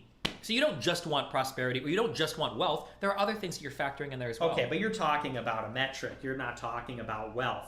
I mean, I'm sorry, wealth with a capital W with president, or like, what do you mean? Like, that's going to be up for debate. All of these things are up for debate. That's the whole point. Saying that you want a wealthy country is not up for debate. If you want a wealthy country, this is objectively true. More people is always better. Yeah, well, not necessarily. No, Yeah. not necessarily. Absolutely. Not necessarily. It's always going to grow the GDP of your country to have more people. Okay, but workers are a but resource. it's not just about the GDP. We just went over that. What else is it about? It's about quality of life, and depending on the people that are there, it can change the quality of life. And now we're into the realm of the subjective arguments. Yeah, but the point is like, everybody wants to have a good life, and a good life means safety, and a good life means prosperity. Okay, if somebody says the phrase begging the question, have you ever heard that before? Yeah. Okay, yeah, I'll explain for Chad that doesn't know, okay? Yeah. Because a lot of people think begging the question means raising the question. When you beg the question, it's where you smuggle in the conclusion with the question, or the conclusion with a statement. So when you say, everybody wants a good life, of course, but that's not an interesting statement. The question is, what is a good life? Well, that's where the argument is going to be, right? Or, because some people would say, like, having a group of Mexican people that I can go down and buy tamales from or whatever, that's a good life. And other people would say, I don't want ethnic enclaves in my country where they can barely speak English. What's the answer there, right? That's a hard... Yeah, we're getting in the weeds here. The original point... I love the weeds. I know you do.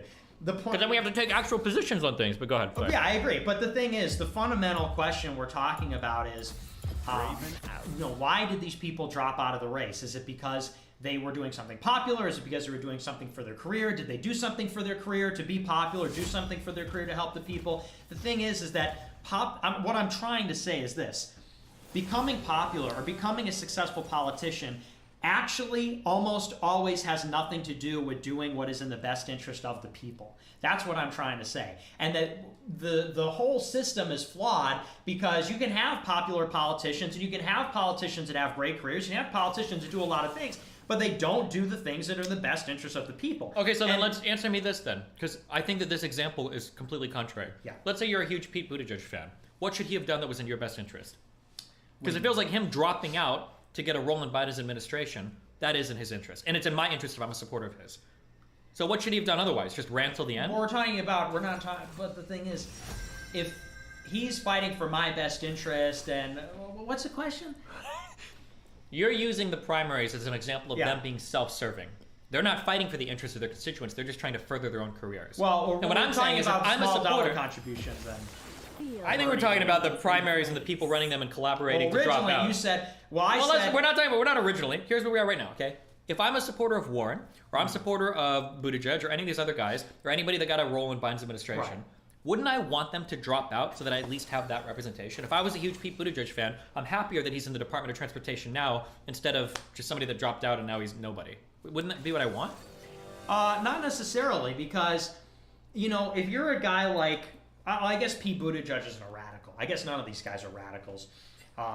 Because the thing is, they could have all dropped out, and I'm not like a Bernie bro or whatever, but Biden clearly, well, you would even disagree with that. You would disagree that Biden has like mental problems or whatever, right? Or do you think he does? He's getting old.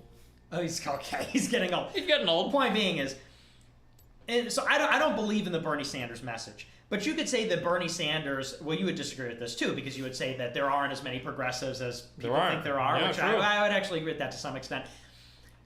The reason why it matters, you're originally saying, is because you gave an example of Bernie being a guy that was supported by small dollar contributions, and that shows that money doesn't control politics because he raised more money, et cetera, et cetera. And I said that, well, they screwed Bernie out of the nomination. You said, well, they didn't screw him out of the nomination. They just did what was in their best interest. They dropped out to get a position in the cabinet.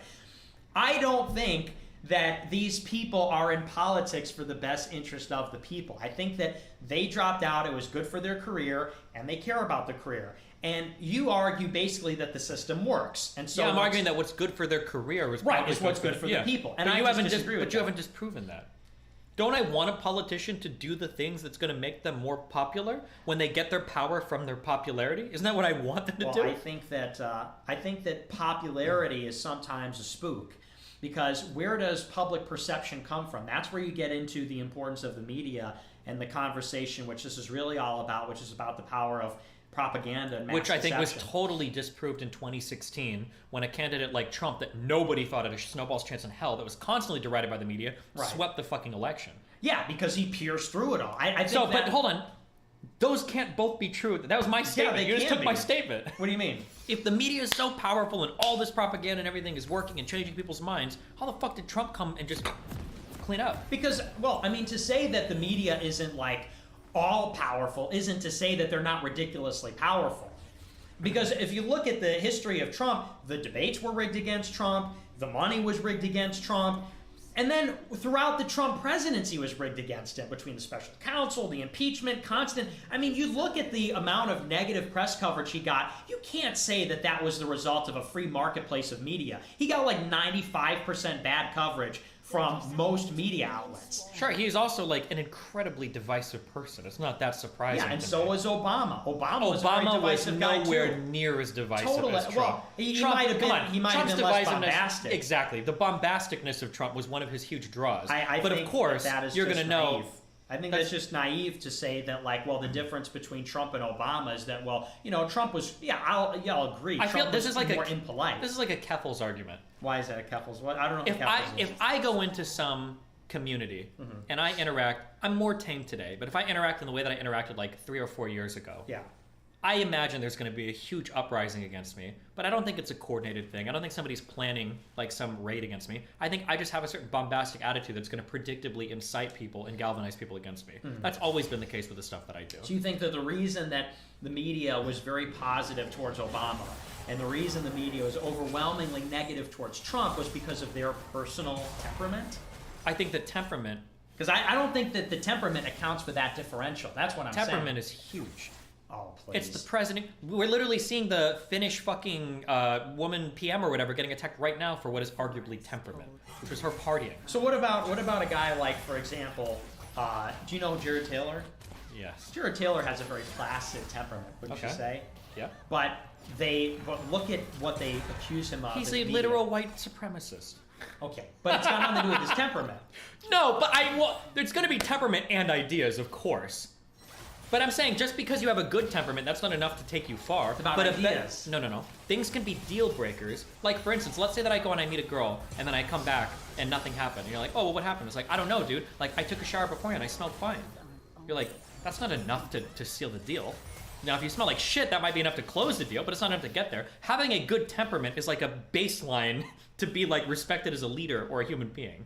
So Trump having a dog shit temperament, just because if he would have had a good temperament, that's not enough to make him palatable. He still would have got a lot of pushback, but he had like the worst temperament of any president ever. So you're saying that like he had 95% negative coverage or whatever, 91%. You would agree that it was overwhelmingly, almost universally negative. Is that right? From most media.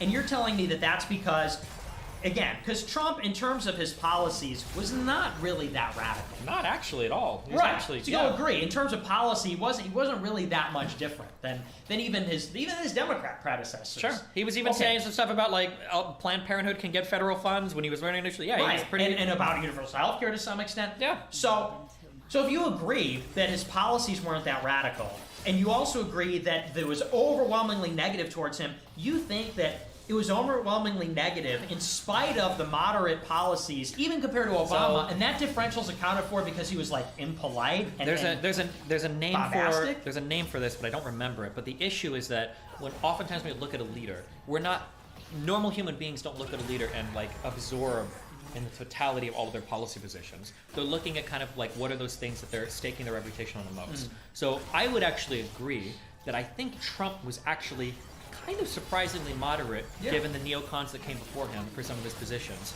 But what were the things that he talked about the most? They were some of his most extreme positions. One was immigration, and the other was kind of like this broad concept of like isolationism for America. And these were two things that he staked almost all of his reputation on. So if you talk about like policies being kind of moderate, like Bush would have never talked about, I was gonna say Bush wouldn't have talked about deporting DACA kids, but DACA didn't exist yet. But Bush wouldn't be talking about like deporting like fucking, like Reagan talked about amnesty and shit. Yeah. The way that he focused on illegal immigration, on people here, the statements and comments that he made about Mexicans or other people here, these are the things when people look at Trump, you know, he might be here on the political spectrum, and you know, past neocons might have been here on the political spectrum, but the only opinion they're seeing from Trump is this one right here, because it's the most radical one that I think he focused on. here's like the he's thing. literally sending the military to the border to work on his fucking border wall and shit, and he's attacking the media like crazy in ways that have never been seen before. Talking about I want to open libel laws to sue the media for saying bad things about me. It's pretty scary when a president's doing that. Okay, but to get to the point though, and this is why I keep asking you. Hold on. So you Ask me a think- question, I'll answer. Yeah, go. So you think that again? That's because of his temperament. Because Trump The temperament was played a lot impolite into it, and yes. said those things. See, and that's where I would disagree with you and say that so obviously it is because Trump represented the antithesis of the establishment. That's why they hated him. It's because it was ideologically driven. It had nothing to do with his temperament because the policies weren't even that radical. Even you don't agree with this, and I know this because any Republican or anybody that's more extreme on your end, you know this, even if you won't admit it, that Trump could have been a much more effective leader with a better temperament. That dude. No, I disagree. Oh my God, you're so wrong. I disagree with that. He could have moved mountains, the ones that all of our data are buried in. No way, whatever. but He that's could the have thing. done if he would have been. That's why everybody on the left and even people on the right look at DeSantis and like, oof. This is a guy that's pretty far right, but this is a much more effective leader. Trump was DeSantis a dog shit sucks. leader, largely because of his temperament. No. Trump threw every motherfucker that he worked with under the bus. He was horrible at choosing allies. That's because they betrayed him constantly. Whose fault is that? Well, that was the traitor's fault. No, I've been that's betrayed part by of people. being a good- that's part of a good being a good leader. Here's why they betrayed him. They betrayed him because it was a tough road. Trump pushed a radical agenda. America First was a radical agenda. You're right. During the campaign, we talked about opening the libel laws, deporting everybody. It was radical. The pressure was on. People do what's easy. And when people say, "Oh, he could have accomplished so much more," it's like, no, he accomplished so much because his temperament was so unconventional. But he didn't accomplish anything. That was the He became the president. He became the president. He built 500 miles of border wall. He renegotiated NAFTA. First of all, have you seen the USMCA or whatever? The renegotiated. Yeah, it's not much different. I know. Yeah. Okay. Nice try. So though it's almost identical to NAFTA. But he did become the president. He did become the president, which was not that impressive. And whoa! It wasn't that impressive. No. How is that not impressive? Because just becoming the president doesn't mean that you're It's never. Here's been the done sad before. thing. Do you know An the most outsider? It's never been done. What is the most effective thing that Trump did?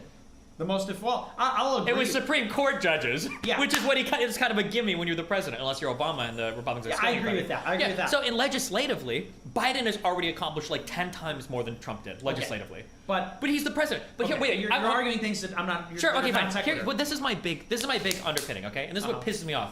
I got experience being a leader. I was a supervisor in a restaurant. Okay? That is, yeah. Yeah. You know what happens if my manager were to come into my restaurant and my tables are fucked up, and she were to say, "Hey, just let you know, dining room was fucked up tonight when I walked by. VP of Food and Beverage was with me. We weren't happy. Do you know what they would do to me if I would say, okay, well, listen, Samantha and Toby were supposed to be busted that night. I'd probably just get fired.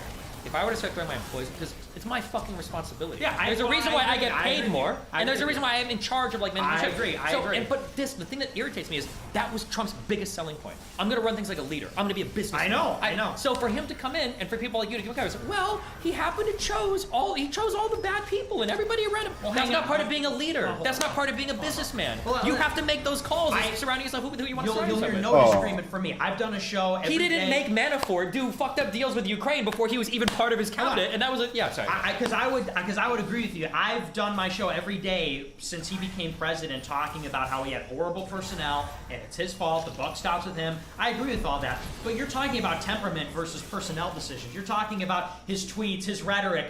His tweets and his rhetoric and his temperament are one thing. His personnel selection, it really came down to a few bad selections. It really did, because he chose Reince Priebus to lead PPO and lead he chose Priebus, and then DeStefano led PPO.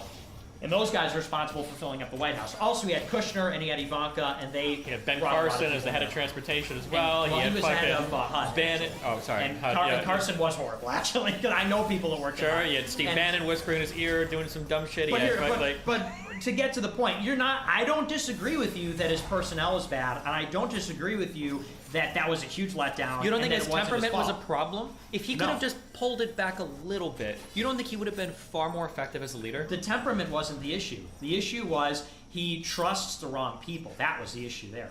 He trusted bad people. And there's no disagreement, by the way, because I know all the people on the scene. If Trump would have come out and Trump would have said, I want to keep this country safe, because that's my job as president. No. There are 7 countries that the Obama administration identified as being hazardous countries to American way. safety, and we're going to add them to the no immigrant list. You think if he would have said that instead of before the election, he's like, I want to ban all Muslim immigration, No way. and I'm going to ban everybody, and then I think he reached out to Giuliani. He's like, how is the way that I can legally get all immigrants banned that are Muslim? And he said this. I You know. don't think that affected a little bit his drive to get some of his immigration policy passed? No, that made him more popular. He went Oh up my in the God. polls after Oh that, my dude. God. That the whole Trump campaign bears this out. He was the most bombastic, he was the most offensive, and he blew everybody. That was a field with 17 people. If what you're saying is true, why didn't one out of any of those 17, like Ted I'm not Cruz looking, as an but this example, I just wanted this go video. away? I'm not looking Is at him. Sneeko calling? Yeah, I guess. Woo! Let's go. Yo, you guys debating?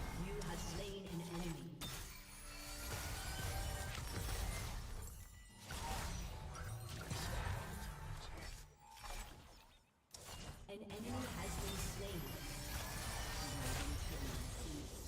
Enemy rampage.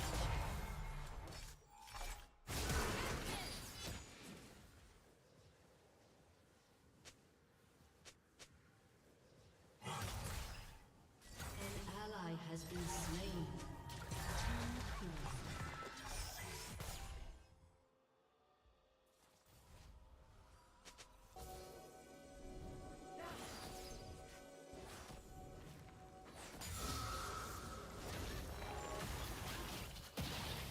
Just a harmless flower.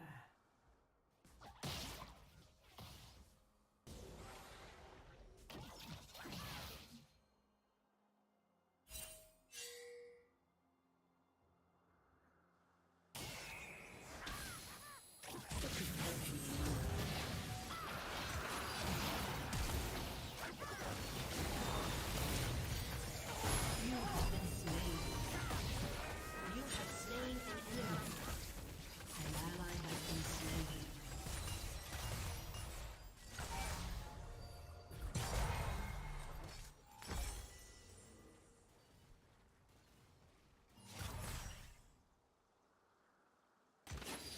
Take careful steps.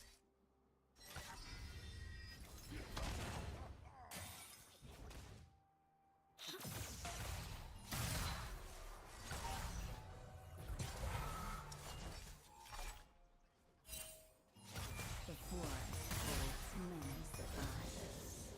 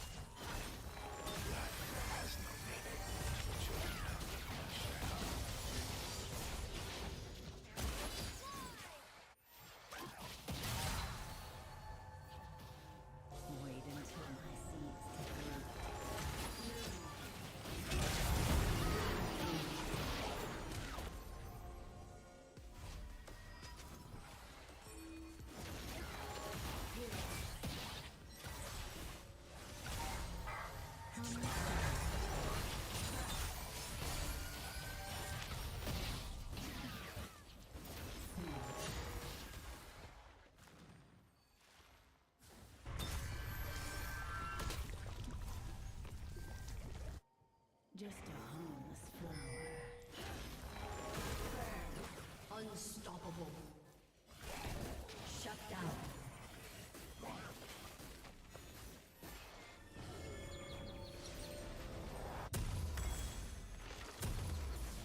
Such a busy world.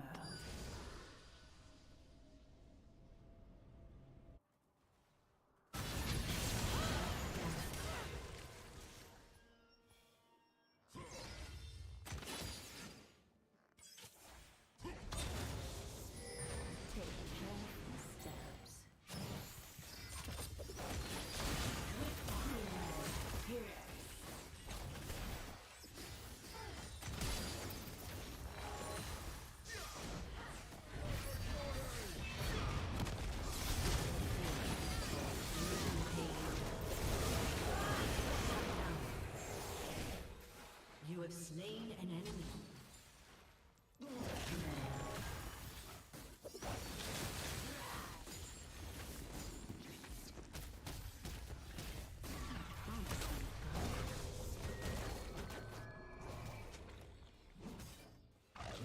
Just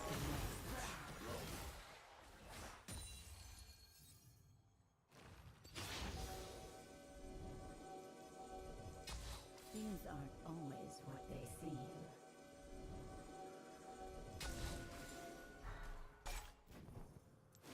An ally has been slain.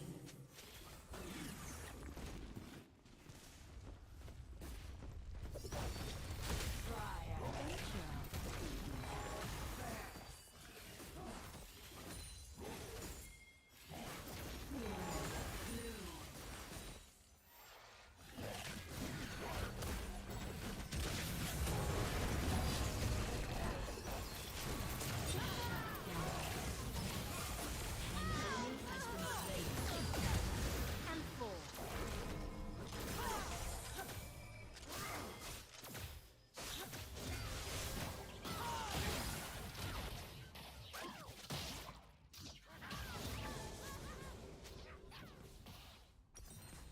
Your turret has been destroyed.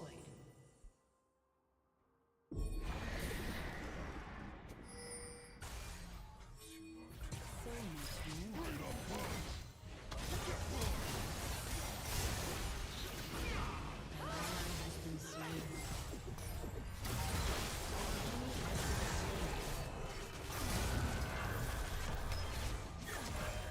Your turret has been destroyed. Let's take root. Okay.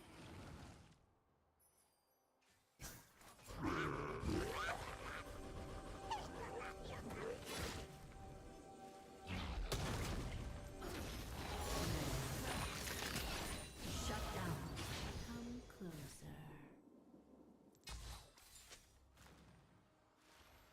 An ally has been slain.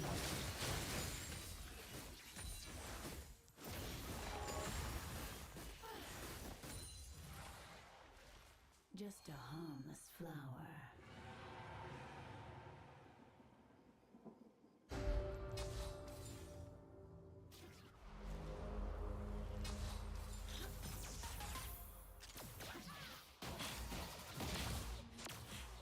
Such a busy world.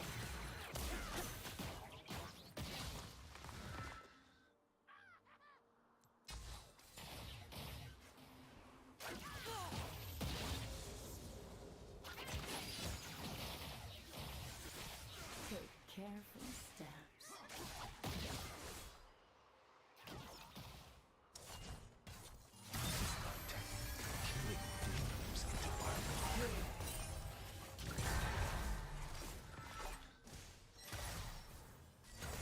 The forest holds many surprises.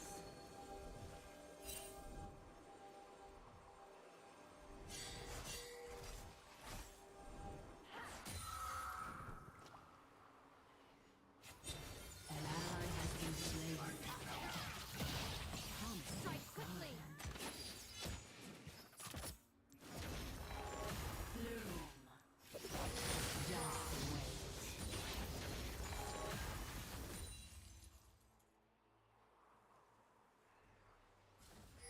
Things aren't always what an ally has been slain. Enemy rampage. An enemy has been slain.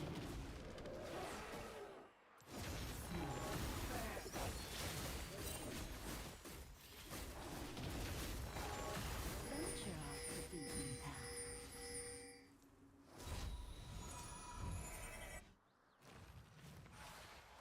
Your turret has been destroyed.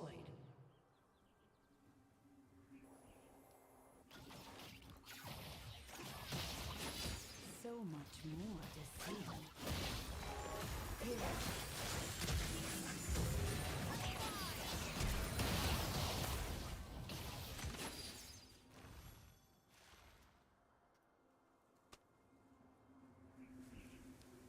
Wait until I see it. Shut down. An enemy has been slain. Just wait.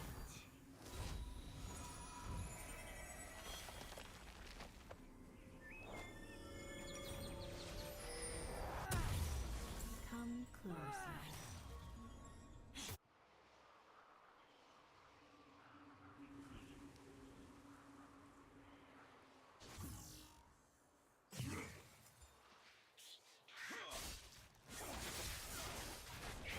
Just a home floor.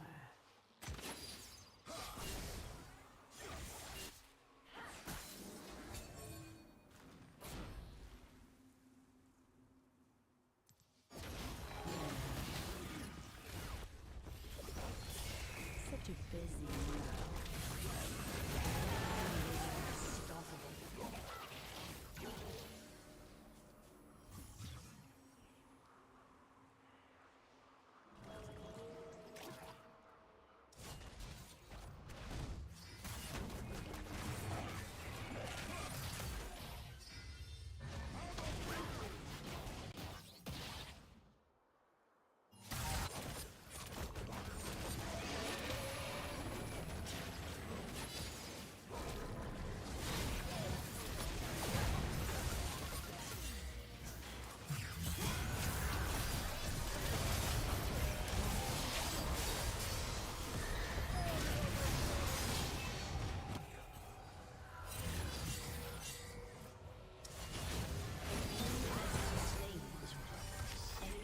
Spree. An ally has been slain. Death is in bloom.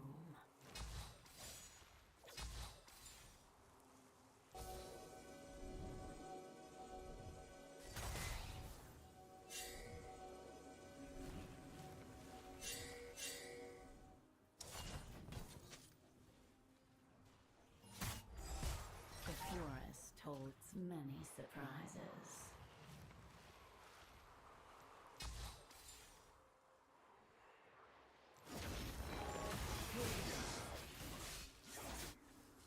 Your team has destroyed a turret.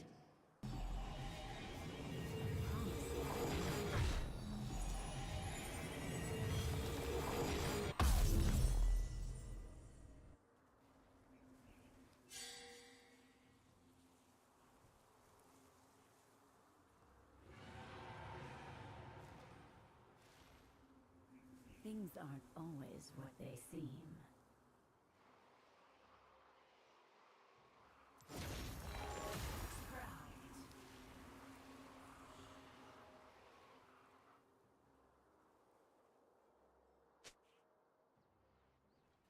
Venture off the beaten path.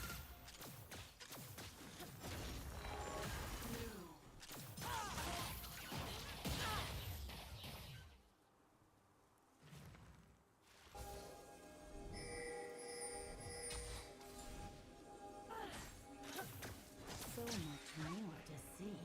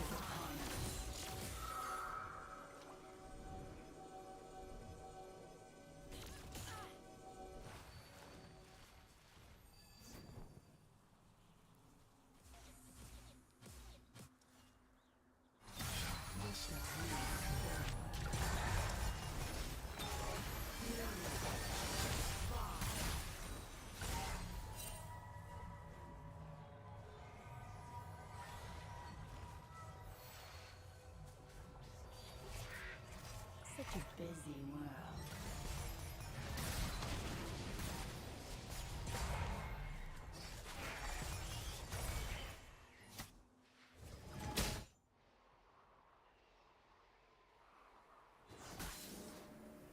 Take careful steps.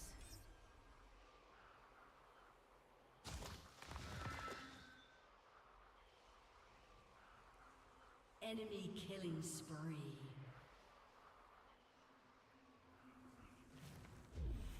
The forest holds many surprises. One step ahead. An enemy has been slain.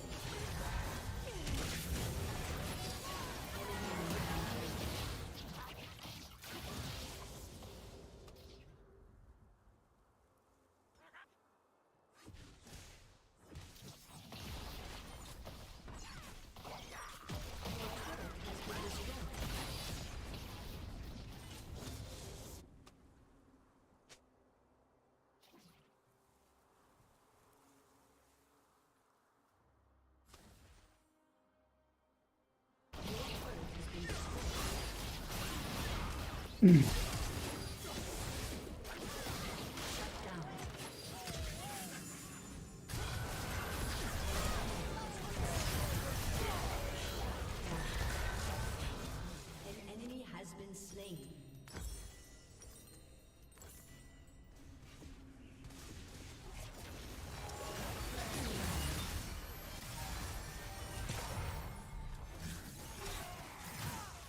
Things aren't always what they seem.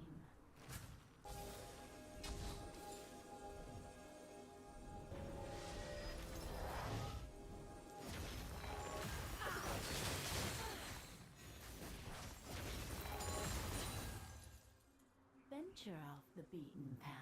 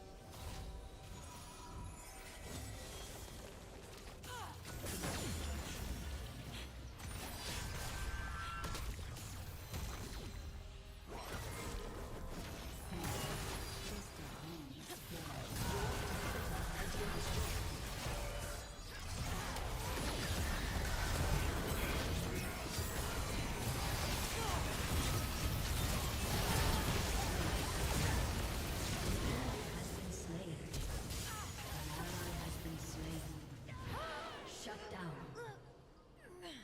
Double kill. An enemy has been slain. Player has been slain. Aced. Your inhibitor is respawning soon. Your inhibitor is respawning soon.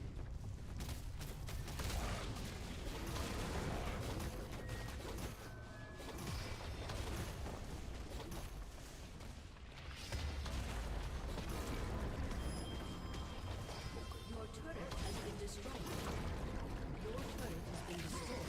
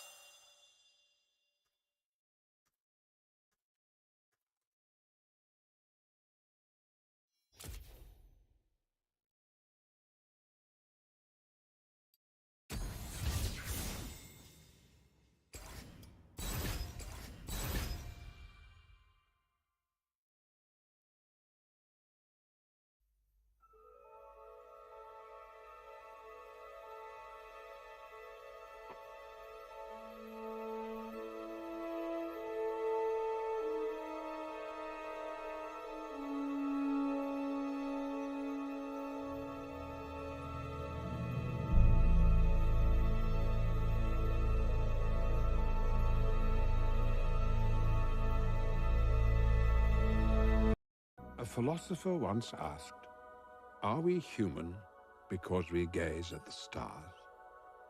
Or do we gaze at them because we are human? Pointless, really. Do the stars gaze back?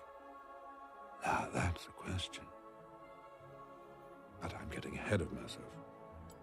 Our story really begins here, 150 years ago at the Royal Academy of Science in London, England, where a letter arrived containing a very strange inquiry.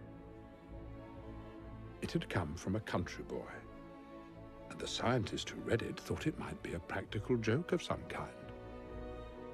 But he duly wrote a reply, politely explaining that the query was nonsense, and posted it to the boy, who lived in a village called Wall, so named, the boy had said, for the wall that ran alongside it, a wall that, according to local folklore, hid an extraordinary secret.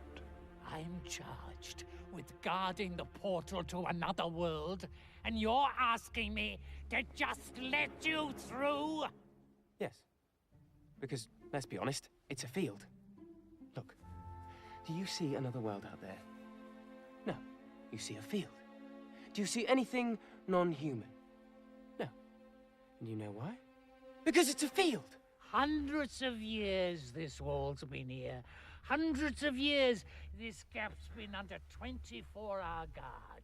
Well, one more word, and I'll have you up in front of the village council. well, that sounds rather final. Yeah. Better just go home then, I suppose. Right then. Night, Dunstan. Give my best to your father. Stop! Stop!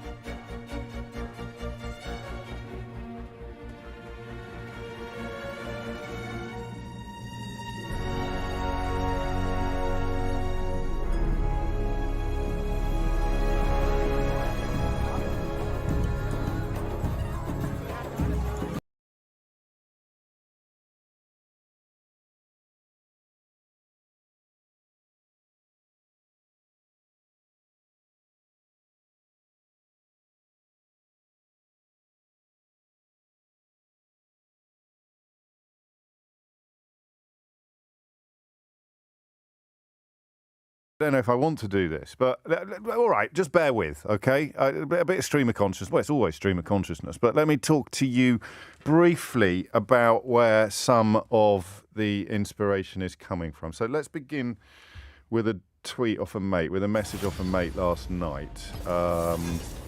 Just sort of things to think about, things that might make you think. You're probably well aware of this already, mate, but we were just taken off a flight from Porto because the British end was unable to handle a scheduled inbound flight full mainly of Brits from our oldest global ally. The couple next to us with a baby had been trying to get via London to Dubai for 2 days, and then he uses some rather Anglo-Saxon language and wonders whether I'm aware of the extent of the problem because of the job that I do for a living. So you have a little look at flights. Cancellations. BA cancelled 10,000, I think, yesterday out of Heathrow in the coming months. Gatwick yesterday announced that everything's going to be getting back to normal, and 10 minutes later announced the cancellation, I think, of 26 flights because so many air traffic control people were off sick. So staff shortages continue to impact upon that sector. Then you've got the front page of the City AM newspaper, which is, I mean, it literally describes itself on the masthead as London's business newspaper. It's quite good these days. It used to be an absolute skipfire. I forget the name of the bloke that used to edit it, but he was a hardcore Brexiter. Imagine being a financial journalist and being pro-Brexit. It speaks of an ignorance on a level that would probably get you a job in the cabinet. So the front page of City AM today is bad news. This is it. They've just put bad news in 4-inch high big black letters. Bad news, pages 2, 3, 4, 5, 6, 7, 8, 9, 10 and 11. And then good news, Crossrail to fully open in November, which is relatively good news if you're a commuter working in London. That's not a joke. I mean, that is it. I think they may have nicked the idea off us. I don't know if you remember last week, we announced that we were going to start the programme every day with some good news. And Twitter followers. So this is from France's, I think it's a newspaper of record, Le Monde.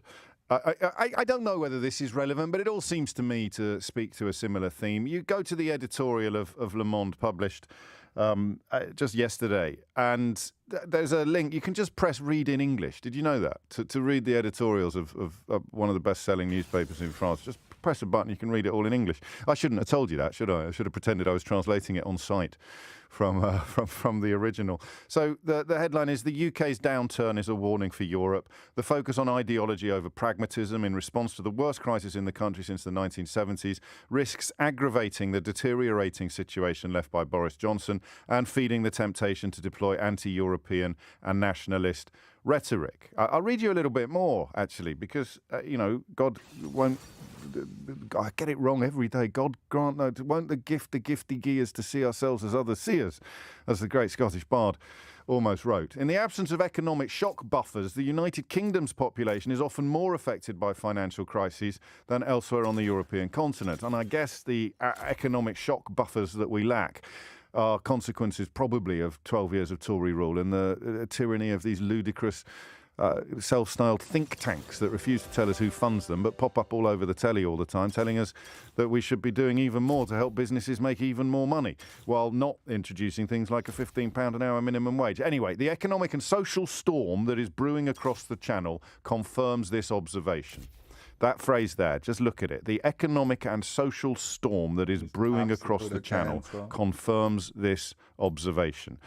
The British are enduring the worst price increases of the G7 countries. The cost of food is soaring, while the cost of energy will have almost tripled in 1 year. Add in the damage of Brexit and COVID-19, and the UK threatens to regress to looking like an emerging market, said the Danish bank Saxo. The leaders of the National Health Service have even come out of their shells to warn about the risk of a humanitarian crisis linked to the impoverishment of the population. There it is. French newspaper reporting on this country. And probably paying more attention to what the Danish bank has said about our economy and what the leaders of our National Health Service have said about the state of the national health than most of the right-wing media. The leaders of the National Health Service have even come out of their shells to warn about the risk of a humanitarian crisis linked to the impoverishment of the population. Where do you start with this? Barristers, of course, are on strike. Young criminal barristers are planning to quit over poor pay because this government doesn't really like the rule of law. It doesn't really like this brand of Brexity conservatism, has to continue to deny reality for reasons I don't need to explain to you anymore. Liz Truss today refusing to confirm that she will actually have an ethics advisor, because we all saw what can happen to a prime minister when you have an ethics advisor. You have to sack them or you have to watch them resign when it emerges that you have actually not got any ethics. So she's cutting out the middleman and going straight for the ethics-free administration. And of course, the system of justice, the very essence of democracy is our judicial system, and the poorest people in the country are not going to have access to it if things continue as they are, which I suspect people like Dominic Raab would welcome. I often wonder with Dominic Raab, because he trained as a lawyer. As far as I can tell, his legal career didn't go terribly well. And I think he has dedicated his political career to wreaking revenge on the legal profession. I think what you have there is a petulant little failed lawyer who didn't get the big contracts or the big jobs that he was expecting, and therefore has dedicated most of his political life to, well, on the one hand being a plum of epic proportions, and on the other hand trying to get his revenge on all those lawyers who actually are good at the job, even the ones that are working for relative pittances, because they at least are doing what they set out to do. Pubs. Last orders as 7 in 10 pubs warn that they will not survive the winter. This is pubs being driven towards extinction by soaring energy bills. As many as 7 in 10 saying that they will not survive the winter. It might seem trivial. We can live without a pub. What about care workers? Epic problems in the care sector now with staff shortages. Supermarkets now paying more than care workers receive. Almost 400,000 care workers are earning less than supermarket workers as a staffing crisis engulfs the sector. That's from the King's Fund. NHS, A&E, you've read about the ambulance pauses, you've read about delays, rather. You've read about the delays in A&E. You've probably been to a hospital and done a double take at the poster on the wall about how long it's going to take you to be seen. 4 hours for an illness, 8 hours for an injury, or was it the other way around? 8 hours for an illness, 4 hours for an injury on a A&E department that I was in the last 2 weeks. Schools with roofs falling in. And I don't know what to do, really. I don't. I mean, we come on air every day, and I noticed probably last week, or certainly last month, at the beginning of this month, I just began to notice that we were getting a bit Groundhog Day. All that changes is the sector. What are we going to talk about today? Are we going to talk about what's happening in the pub sector? How bad is it? And then my phones ring off the hook with people telling me that they're facing imminent oblivion. What's happening in the care home sector? And then people ring me from the care home sector and tell me that they're facing imminent oblivion. People running businesses which have energy bills to pay, looking at the projected payments that they're going to be expected to take, looking also at continuing staff shortages. The hospitality sector, we've done that recently, haven't we? Yes, we have. We've done the hospitality sector, people ringing us to tell us they're facing existential threat. All before the energy price hikes kick in the coming months. I mean, I'm not joking when I say, where would you point for something that's going well? I imagine bailiffs are having a good time of it at the moment. I don't know. Where would you go to find something going well? And Dave's already complaining, and you're right, actually. That's just not right, James. Living without a pub is a life not worth living. I remain a huge fan of pubs. I hate these stories about pubs closing, but I recognise that in the great scheme of things, care homes are more important in many ways, most ways, all ways. So, I mean, listen, if you're a racist, then obviously me reading from a French newspaper will have set fire to your hair already this morning. So come back to London and have a look at the front page of City AM, okay? Bad news, page 2, 3, 4, 5, 6, 7 and 8. And then, the Mail now having some sort of weird hissy fit about the disgusting Rwandan scheme, which everybody with a functioning brain could have told you, and in fact did tell you from the very start, was doomed to fail because it's not designed to solve a problem. It's designed to delight nasty people. And then perhaps the weirdest little petri dish of punditry that this country has ever endured now would be the comment pages of the Daily Telegraph newspaper. And it pains me to say this because it's my late father's newspaper, and it was it was the paper of record. It was a magnificent newspaper for most of the time that my dad worked on it, under the legendary newspaper editor Sir Bill Deeds. But just think for a minute. If you listen, I mean this, all the racists who hated me reading out from a French newspaper, this is the Daily Telegraph. This is the newspaper that is to Boris Johnson as the Beano is to Dennis the Menace, okay? They are inextricably intertwined.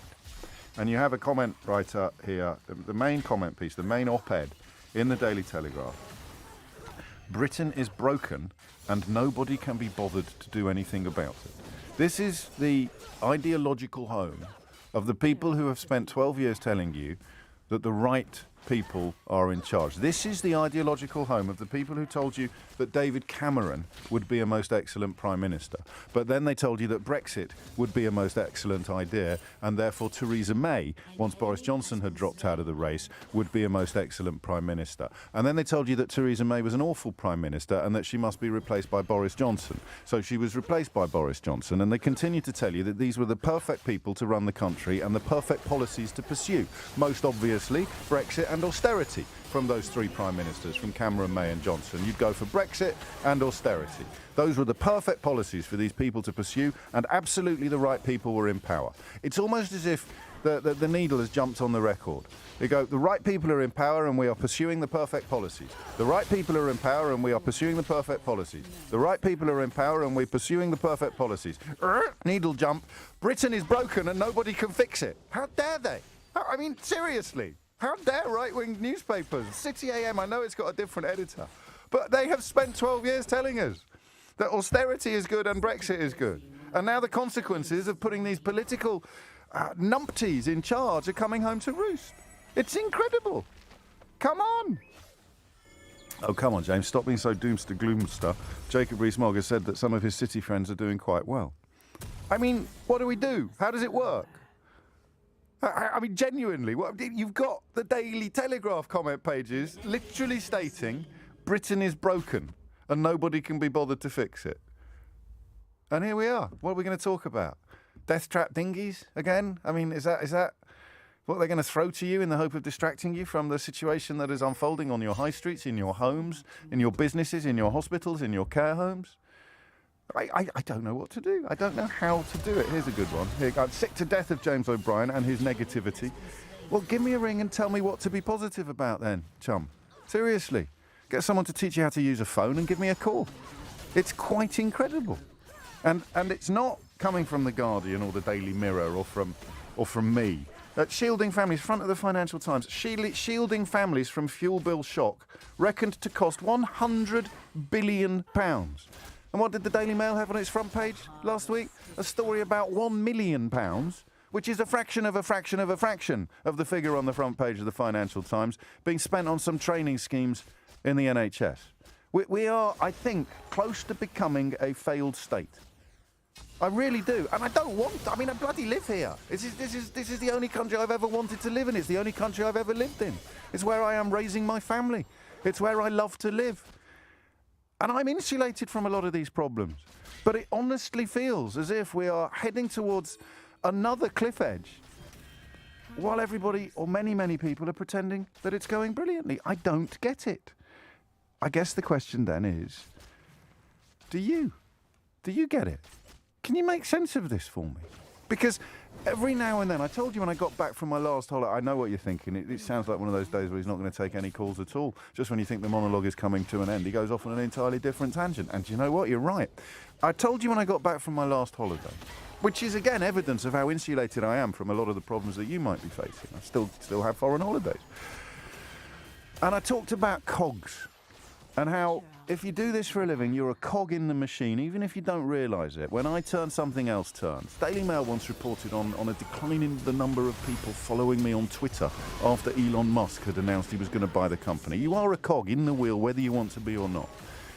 And I got back from holiday, and I somehow felt as if the cog had come out.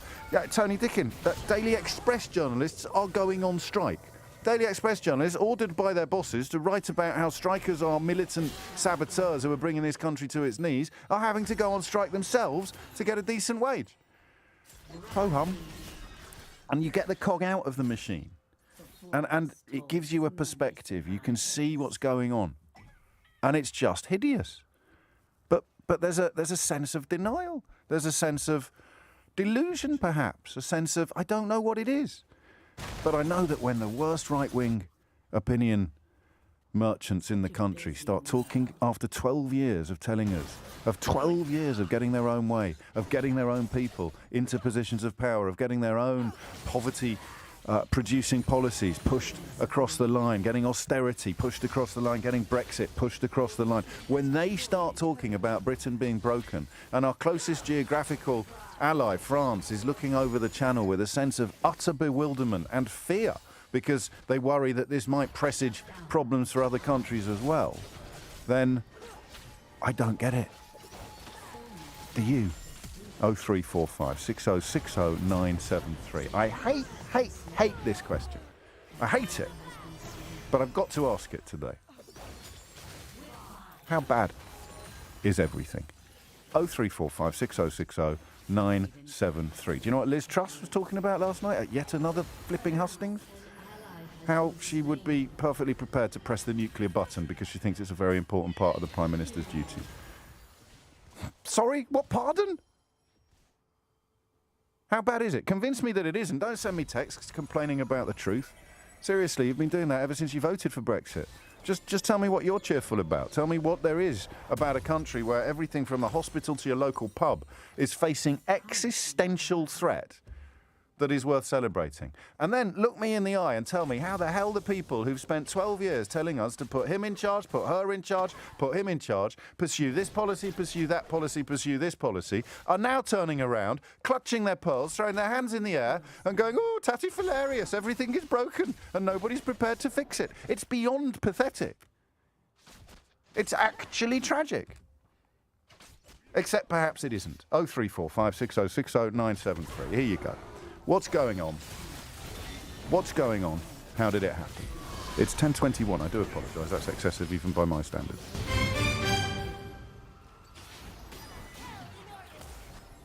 An enemy has been slain.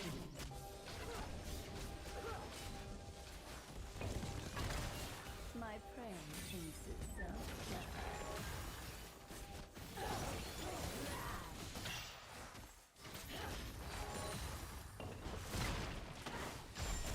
An enemy has been slain. Your team has destroyed a turret. Double kill.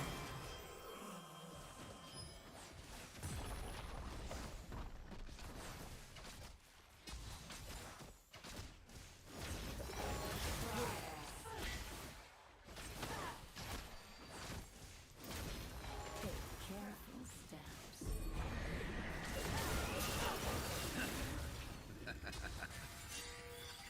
Your team has destroyed a turret. Shut down.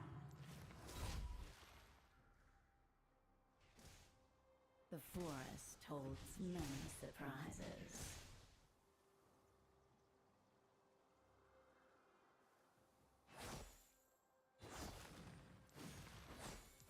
Just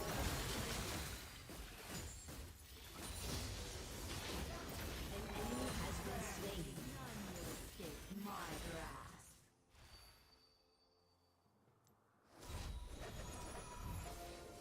Rampage.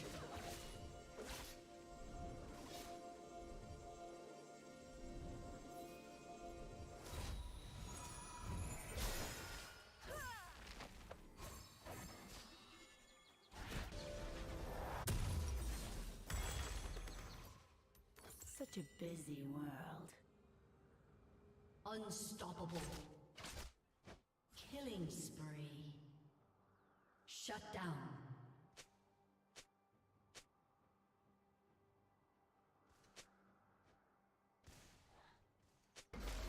Just a harmless flower. Your team has destroyed a turret. Rampage.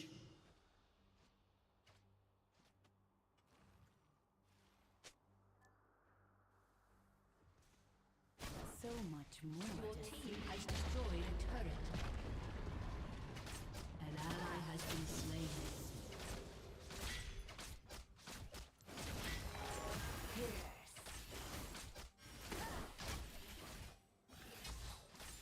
Wait until my seeds take root.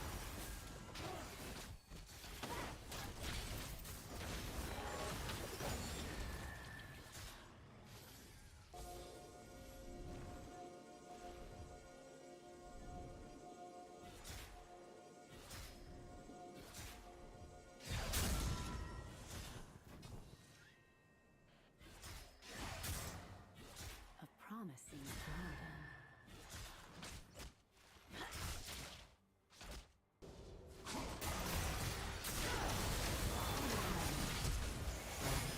An enemy has been slain. Come closer.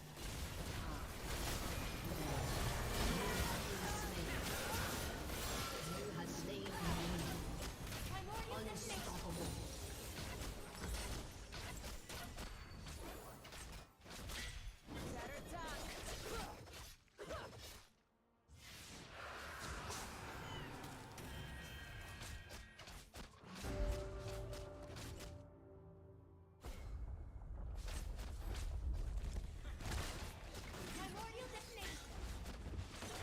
Things aren't always what they seem.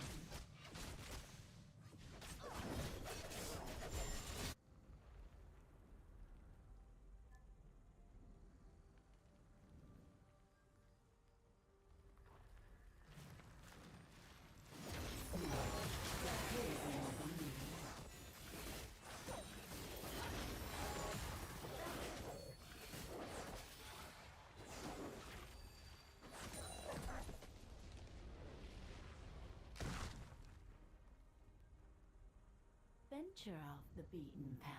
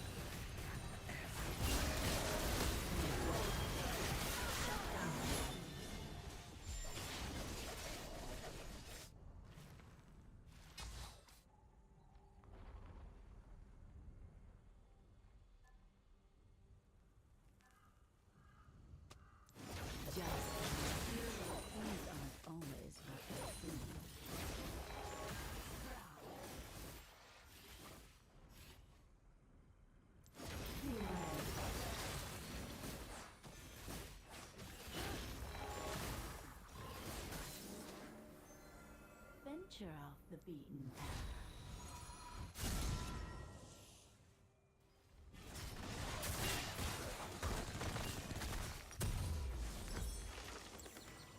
An enemy has been slain. Double kill. Take careful steps.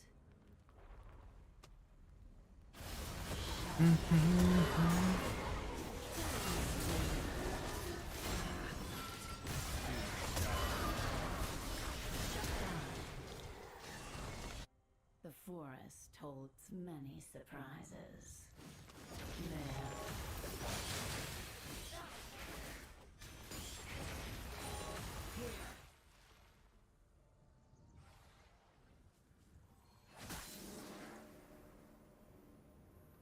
Such a busy world. Just a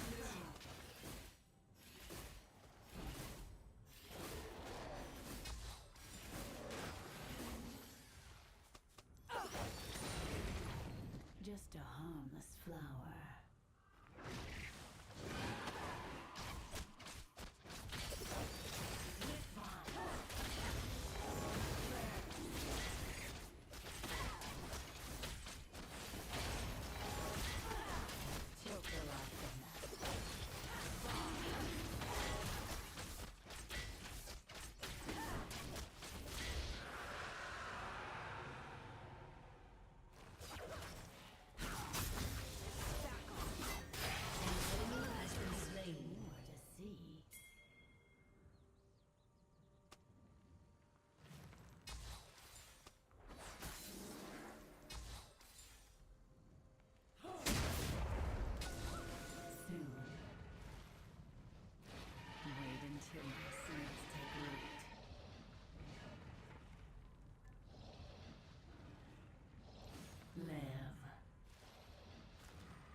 An enemy has been slain.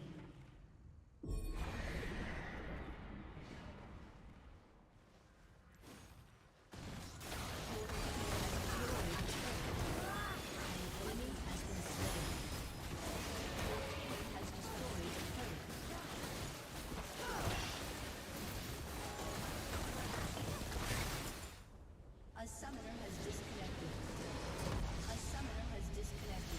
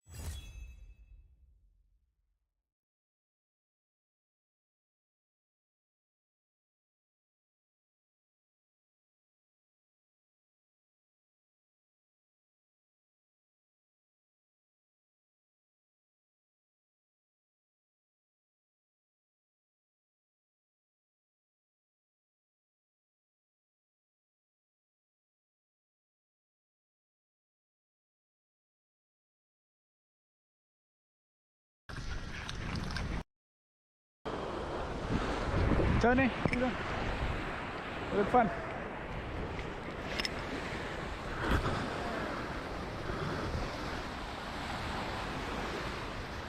We were killing it, we saw yesterday.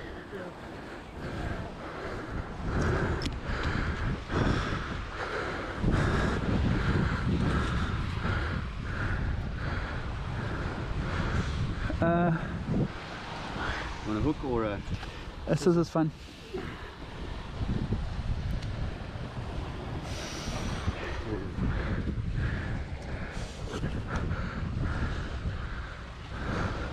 Oh, horrible, horrible gill net. Very old gill net. Oh, let you go.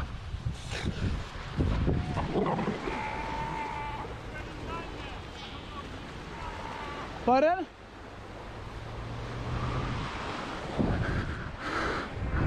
Let's close it up. Trailing, moving on the sands. I Oui. have no idea. On the ridge, inside the black.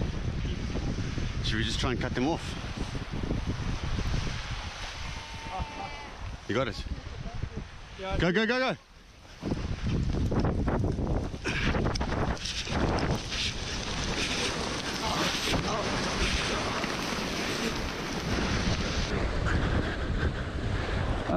Take him out, Denzel. That's the line, huh? Huh? Is it a hook? Okay. Yeah, there's a hook there or some whatever. Nice little thing. It's a crimp. Turn you around.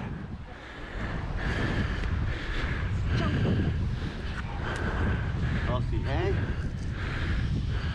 There's one here. Okay. Yeah. You do. Shoot.